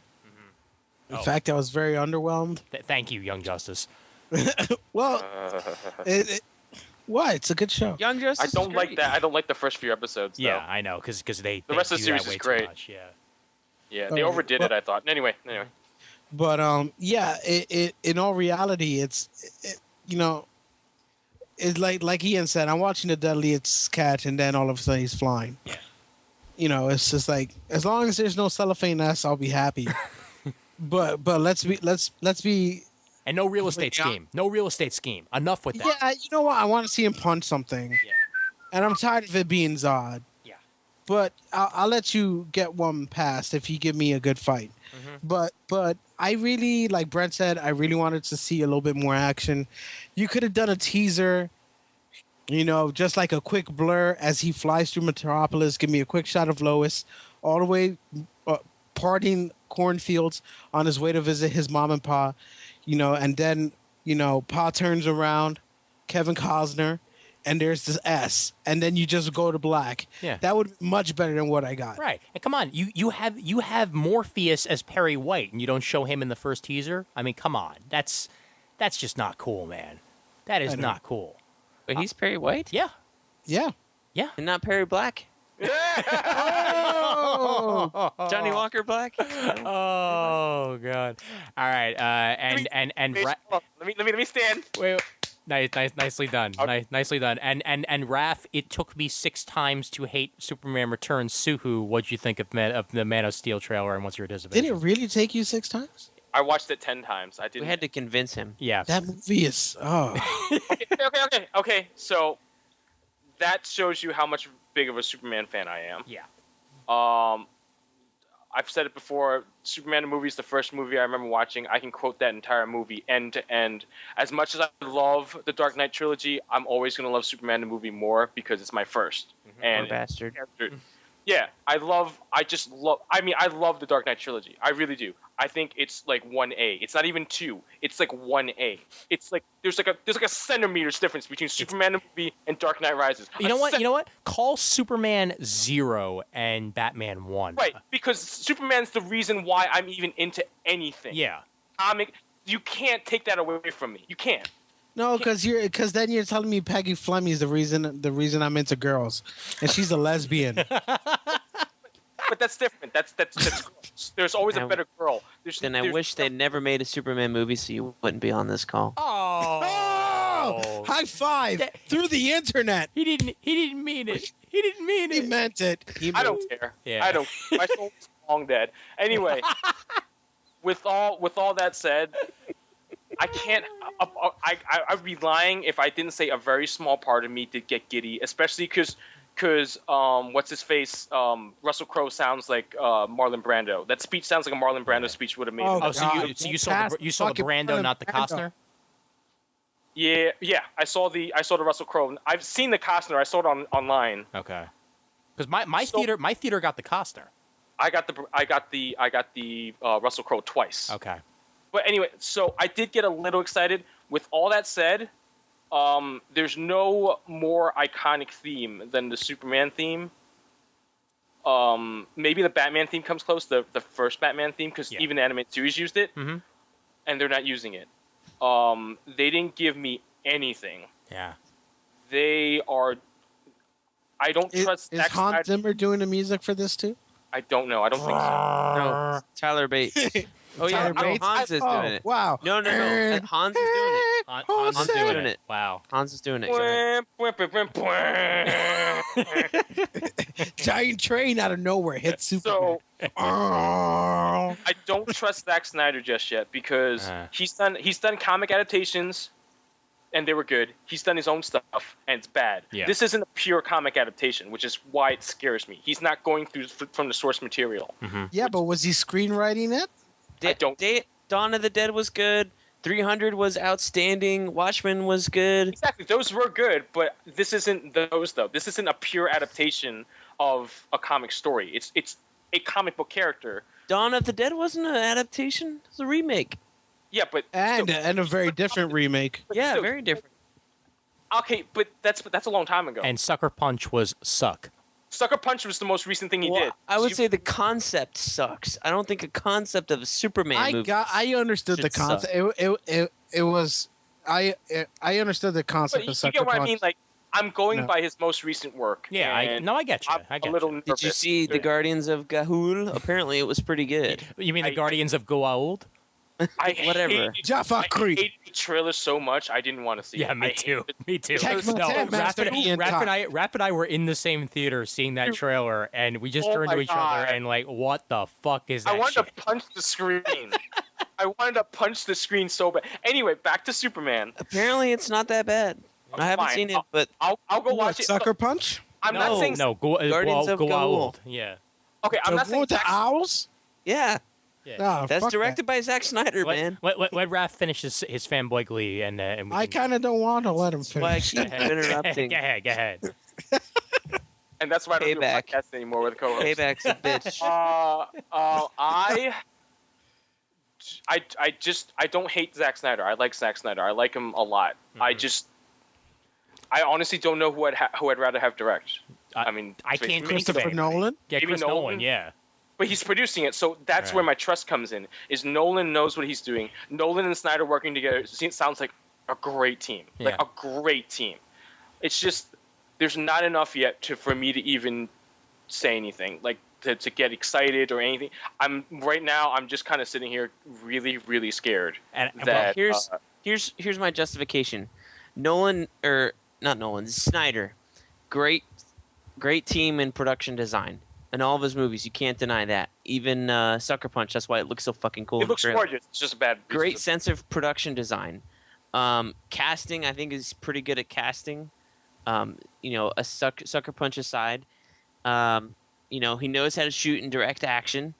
There's no big learning curve like Christopher Nolan in this film. Got a lot better because he let the camera out wide and didn't cut away from everything this time. We didn't mention that. So based on those merits alone, production design, casting, he's got some pretty good actors in this film. Really cast. And if the story is okay, if it's written by Jonathan Nolan or sculpted by David Goyer and those guys, they both did it. Then you know what? That to me spells that we're gonna have an okay Superman movie. See, I don't want an okay Superman movie, man. I want a good one. At the very least, it'll be okay and be better than Superman Returns. That's not good enough, man. For me, it is. I want this movie to be. I want it to be the Dark Knight movies aside. I want it to be the second or third best movie, superhero movie of the 2000s. Yeah. I want it to beat most of the Marvel movies. If not, it can't beat Avengers. I don't think. Yeah. And I cannot wait for the Sofia Coppola directed Justice League movie to come out, and then it's just gonna Be a great experience, and we're all gonna love it. Yeah, that's it. It'll win the Palme d'Or at least. Yeah. And maybe it'll hook up with. You know who they should let do Justice League? Who? Tarantino. Oh my God. That would be the fucking craziest Justice League, and I I'm would. the Batman. No, you know what I want to fucking see? No, screw Justice League. I want a Tarantino Lobo movie. Can I get a Tarantino Doom Patrol? Sure. That would be cool too. That'd be hot. Or just Look, it's my brain. how about we just let Yes, Morrison Robot direct? Man, yes. How about we just let Morrison direct the Justice League movie? No, because then everyone has to be No, high. no, he has to. He can script it because I would love to see one of those early Morrison JLA stories. That'd be as a awesome. movie. That'd be Like awesome. the White Martians. Oh yeah. my god! It's just I totally That'd be imagine so him like cool. walking in the first day if he's directing and like I don't direct, right? And they're like, no. And that'll be a great way to introduce John. Yeah. You have John come crashing to Earth to warn of the White And it's Grant Morrison. It's Grant Morrison. Yeah. Grant Morrison's John Jones. Oi, I Grant like Morrison Oreos. as John Jones. Yeah, Being Grant- I very- like Oreos. Because you can't understand All a I'm word he's saying saying- anyway. Just real quick, back to Superman. I just hope Dylan Sprayberry is good as Clark Kent at 13. That's all I care about. All right. Dylan Sprayberry, do not disappoint me. His name is Sprayberry. I'm looking on IMDb right now. I shit you not. Sprayberry. Although, also another thing, I don't know about Amy Adams as Lois Lane. She's a good actress. I just don't know if she's Lois Lane yet. Yeah. I have to see her as Lois Lane I think first. Amy Adams is going to be amazing. Kate Bosworth. Yeah, but much Kate better than Bosworth, what the fuck? She's like 15 in that movie. Yeah, seriously. She's 15. She's stupid, and she has no facial scars after And she she was bites her ripped nails. to the roof And- of a fucking crashing plane. Yep. And you want to talk about somebody who's happy that he's not named Richard. I think that Sprayberry is very, very happy that he's not Dick Yes. Sprayberry. Richard Sprayberry. Dick Sprayberry. Yeah. All right, so that's my Superman rant. I'm cautious. I'm optimistic. I'm scared. I'm All right. excited. I'm all these different fucking things because Okay. I really want Do to you see. like the S? It's too. There's too much going on. Yeah, well, Just I didn't ask plain about the suit. S. I liked about the S. No, You I like don't care. No, S. no. That's what I'm saying. It's got a lot on it. It's like it's all these like little like divots That's in not it. what I'm and- asking. Do you like the S? No, I don't. okay. You don't like I the want a old school classic S. Yeah. I know it's not. I don't want a it- classic ass. I don't want. I don't want a You're golden. so married then. No, I don't want a golden age. I want a silver age. Yeah. Is what I'm saying. Well, That's golden I age. don't want that. I want a let it Superman- stand for itself. I want a Superman movie that is immediately subtitled into Chinese and then translated back into English. Yeah, you saw that, didn't you? Yeah, yes, I did. No, I posted it to the comic Posted on timing the- page already. Chinese bootleg subtitles for the Avengers may be better than the movie itself. Sorry, guys, my forte, row of no use. You positioning to the Rubik's Cube? You dare to touch me? You do not grab my stuff. We're cousins. Right after saying that they're brothers. I feel uncomfortable and I want to leave the podcast right now. Desire for freedom has deprived you happy. You desire to be enslaved. All right. Well, I think this thing has run its course. This is the most old school episode of CT we've had in a while, and We're not it was, gonna Come do on, it hurry up. I got to take a ever shit. it again. was fucking awesome. and Raph, just for you, cop out. All right. So, That movie sucked so bad. how many out of 5s do we get Dark Knight Rises, real quick? 19. 19 out of 5. Okay, Brian. Yes. 4.5 out of 5. I think I 4.5. said that already. 4.5. I give it a 4.5 too. Juan, Could I give it 3 peepees you can give it 3 peepees, but out of 3? you're gonna have 3. But Yeah. you are never allowed to say the word peepee again on this show. Then could I give it 3 penis? That's fine. No, 5 stars. 5 stars, right? Go see it. Go see it, but you have to see the first 2 movies first. Okay. Did anybody see it on IMAX? No. Yeah, I I did. saw it on IMAX. I did. Real IMAX? Yes. Fake IMAX. I'm going to real IMAX next week. Oh, you. Not on real Yeah. IMAX. All that Chinatown shit, all Raph, they when do you- is give you glasses and put tape on your eyes. When are you going, Ralph? I'm thinking Friday, Okay. maybe Saturday. I don't know yet. At Lincoln Center? Yeah. All right, let me know because I have passes I want to use. So Cool. I think they work for that, but I'll have to double check.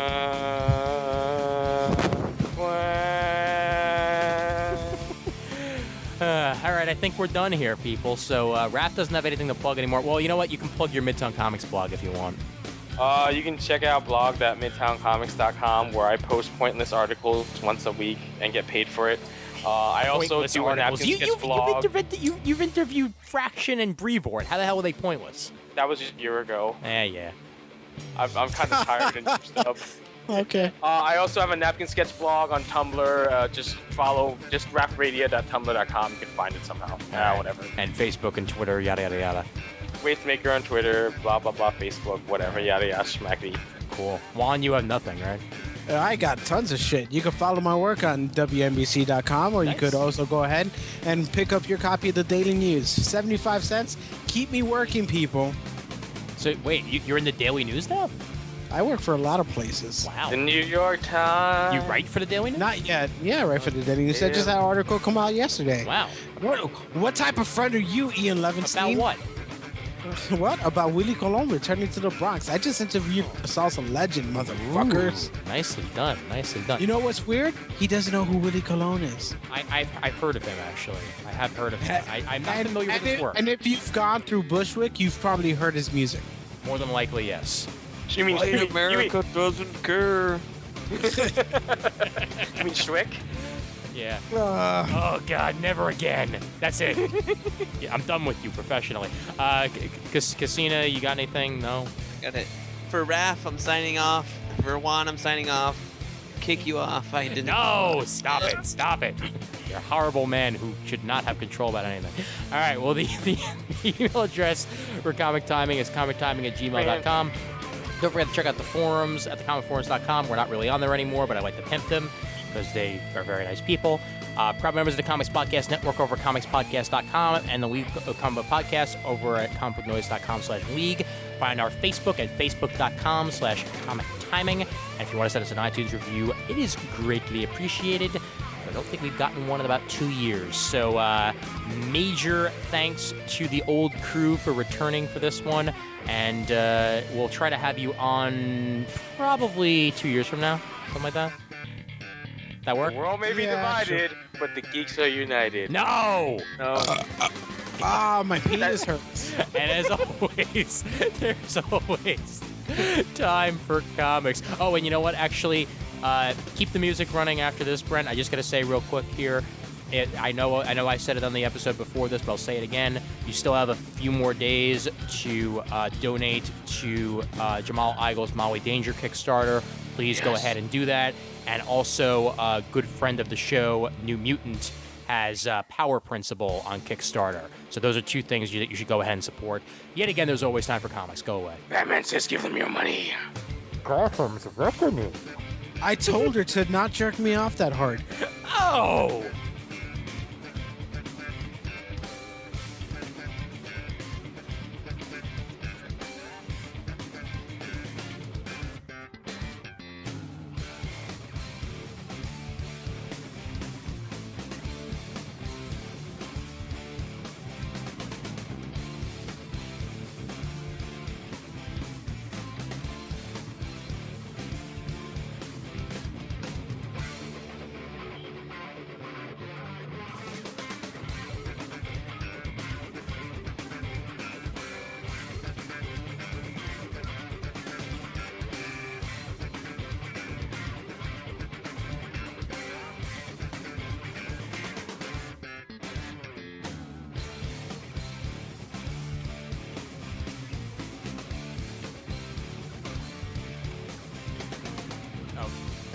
That's the stupidest fucking thing I've ever heard.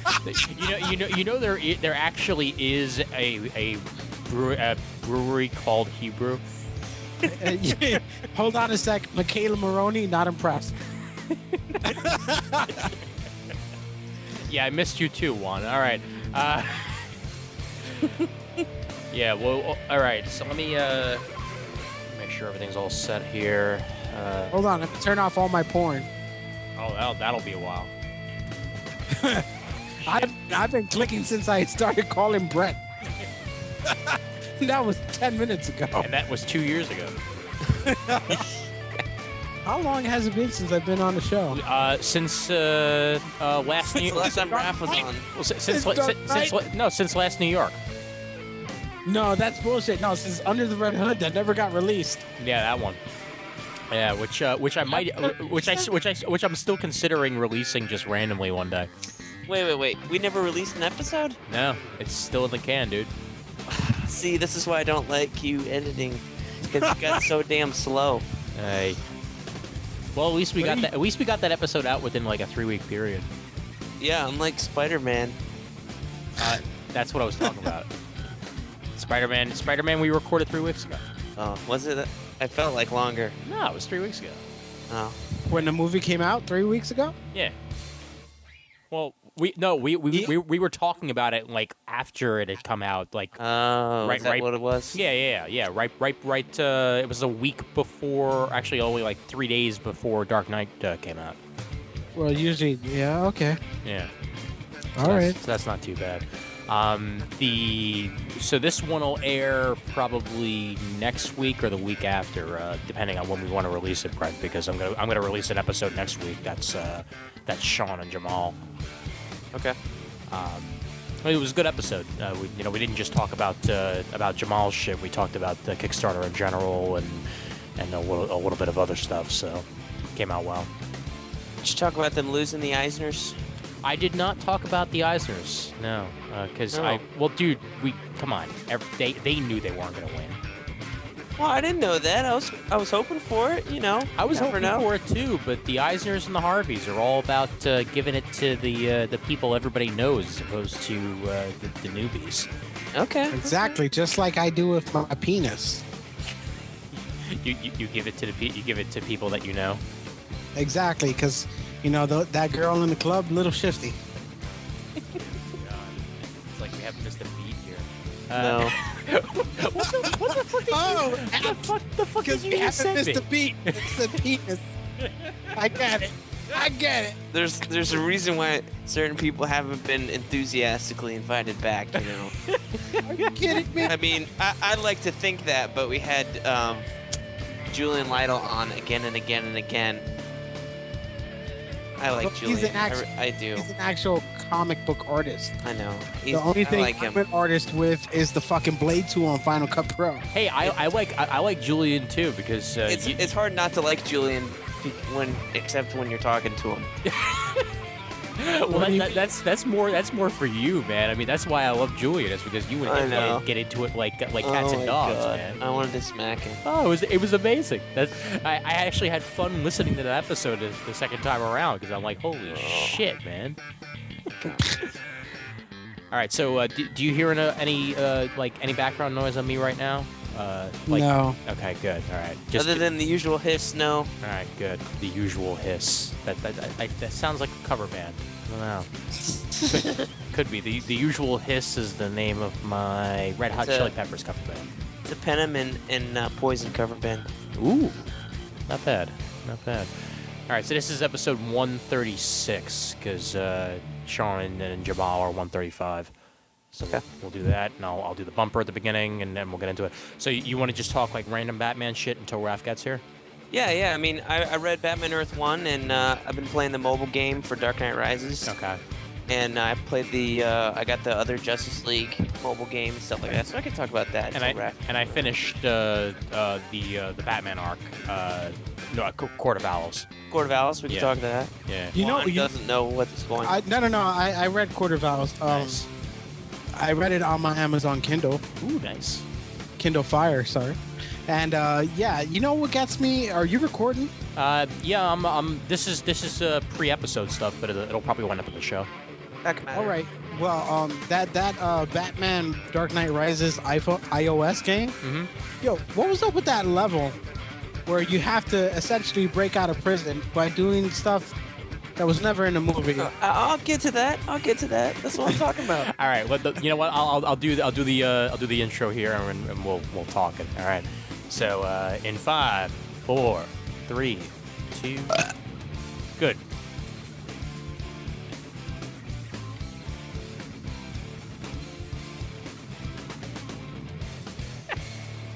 Welcome to You Must Face Gotham. And we're out. We're out, for Christ's sake, we're out. Oh my god, that was awesome. Holy shit. Dude, Brent, we're gonna get like so many of the old school people saying like it's back to the norms.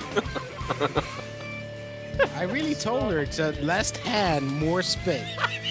So let's say July of 2014. Yeah, something, Next one? something, Yeah. something like that. You must pull harder with your left hand.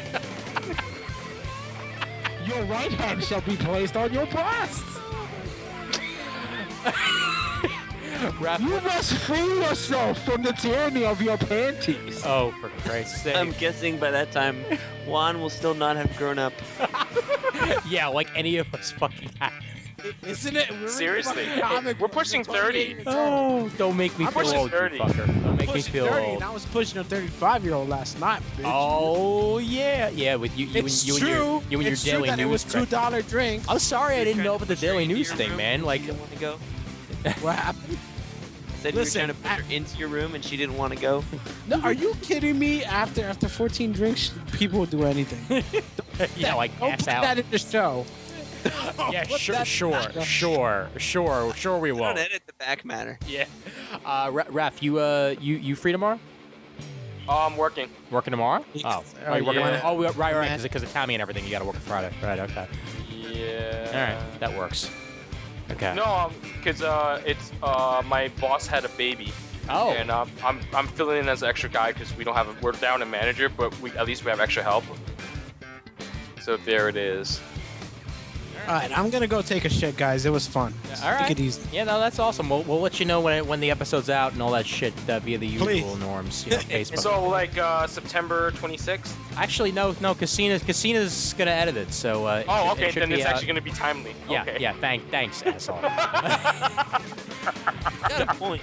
Yeah. I Good job, know. Fred. Well, I have to have like I'm I have been required. bugging you about that Spider-Man episode for about 2.5 weeks now. I know. No, that's And- complete. That's and you completely my failed. fault, man. No, I got caught up in Wait, shit. you- I'm just not put out saying your it's my Spider-Man fault. I'm Yeah. saying it is. I know. Wait, I know. Ian, you just put out your Spider-Man 3 review? Are you kidding me? Fuck you, Amazing Spider-Man. You were on the Amazing Spider-Man. I think the Spider-Man 3 review, if I remember correctly. Yeah. It took 4 years to edit that thing. Yeah, no, it totally did. It totally did. Oh, I'm done with you all professionally now. No, but I need to get the episode out, the last one that I recorded by next week Kickstarter. for Jamal's sake. So Why don't you put it out this weekend if you can or something? no, it's actually more timely for him if I put it out this upcoming week because they'll be reminded to kickstart.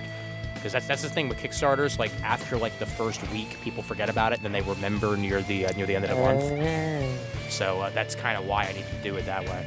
Well, edit it now and then set it to publish. Yeah. Well, there's very little editing for this episode in general. Like we because it was just Sean, Jamal, and me. Like there's very little that I need to do to this episode. So You that's know. good. For this one, I don't have a timestamp for when I had to cut out for the Cylonning, but just find it and snip that. All right.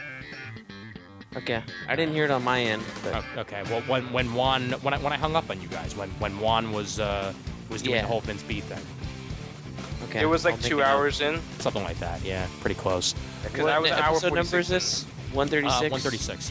Yeah. I say it in the beginning, so that's there. Oh, and Raph, I talked to Tammy earlier. You're gonna give me money for her ticket, yours, and her friend.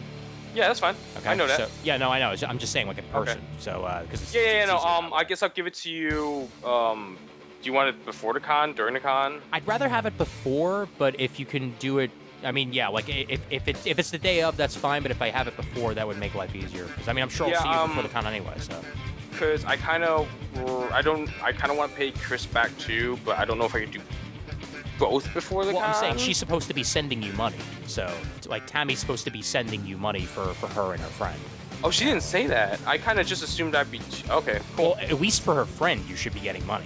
Oh yeah. No, I knew that. Yeah. I thought she would pay me at the place. She might be doing that, but whatever. Either way, if I can get my money for that, that would be good because I'm Sure. going to pay for it tomorrow when I get my check and just put it directly out of my bank account as opposed to on Sure. my credit card. No problem. Yeah, no, Brett, I'm official with Baltimore Comic Con. I'll be there Friday to Sunday and everything, so I'll try to grab some interviews. And buy Brent his ticket so he can come. Yeah, I'm totally going to do that. Never. Yeah, totally. Yeah, that's not gonna happen. Come on. Is it still looking like you're gonna be here in November, Brent? No, Fuck, sorry. that sucks. No, that's not happening. Oh well. Oh well. Eventually. It was a nice idea. Yeah, it was Eventually. a nice idea, but nah. It was a Were nice you idea. just gonna come just to come, or did you have something going on? I always come just to come. Why? No, if you're thinking Now about you're them, Juan. Why That's are great. wands so much better than mine? I don't know. It's the delivery, I think. I get laid. What? You know. No, see, That's the probably thing- what it is. That's the thing. Sexual frustration comes out in his jokes, and they don't come. You're not frustrated. That's the difference. Oh God. It's like the, you know what I mean? Oh, Raph, Aaron got lost in Philly. Yeah. Oh, Philly. Yeah, man. All right, I'm gonna stop recording and I'm gonna go hang up because it's 12:30. I will send this to you probably tomorrow, Brent. Okay. All right, and you can do your magic with it, and if you want to have it just be like programmed to be released sometime at the end of next week, that'd be cool because I'm gonna hopefully have the Igel episode out by midweek next week. 2 in a week. Yeah, you know what? Fuck it. Let's space it out. Have the Dark Knight Rises be released like a week from Monday. That work? The 20th. Yeah. When does Jamal's thing end? Jamal's thing 31st? ends 31st, but I definitely want that out next week because that'll he will. Oh, you're talking about his. Okay, never mind. I Yeah, got I'm this. talking. No, his is coming out next week. I'm saying for this episode that we just did. The Monday after. Yeah, the Monday after.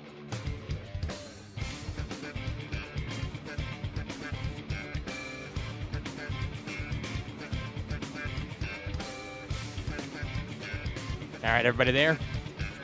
Yes.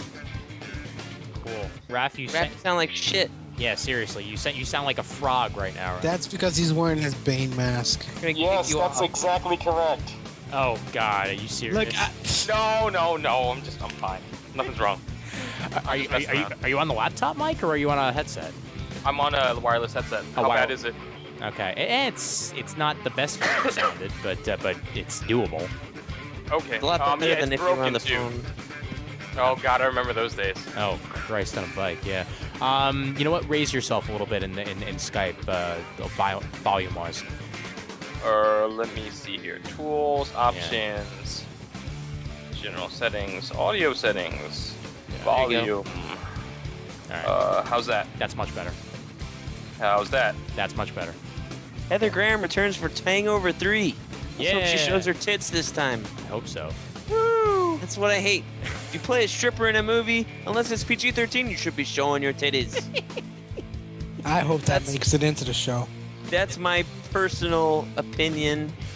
And if I were a director of movies and I was doing a stripper movie, showing your titties. And that'll wind up in the back of the show because Hell yeah. I'm giving Brent a cue here, 48:56. That's where we get back. All right. Fuck yes. All right. Back in the show. Yeah, because we've been talking a while because you were late, so we just started anyway. I got Yeah, off way work, late. dude. Work kicked my ass today. Yeah. Oh, I'm sorry. Were you guys filming or some bullshit? No, we weren't. They didn't pick us up. I don't think. I Whatever. watched it. Ooh, I big watched it. loss. You weren't as big as douchebags as comic book men, but at the same time, it wasn't that great. Thor sucks. That's why. Dude, I can't stand Thor. Yeah. I'm Thor. You're Thor, Smash. Is that the guy that always dresses in a suit? Yeah. Mm-hmm. Yeah, I didn't like him. Yeah. He's the instead of the Yeah. cult of personality, he's the lack of personality. Yeah, exactly. Yeah. All right. 5, So, both of 4, them still work 3, there? 2, 1.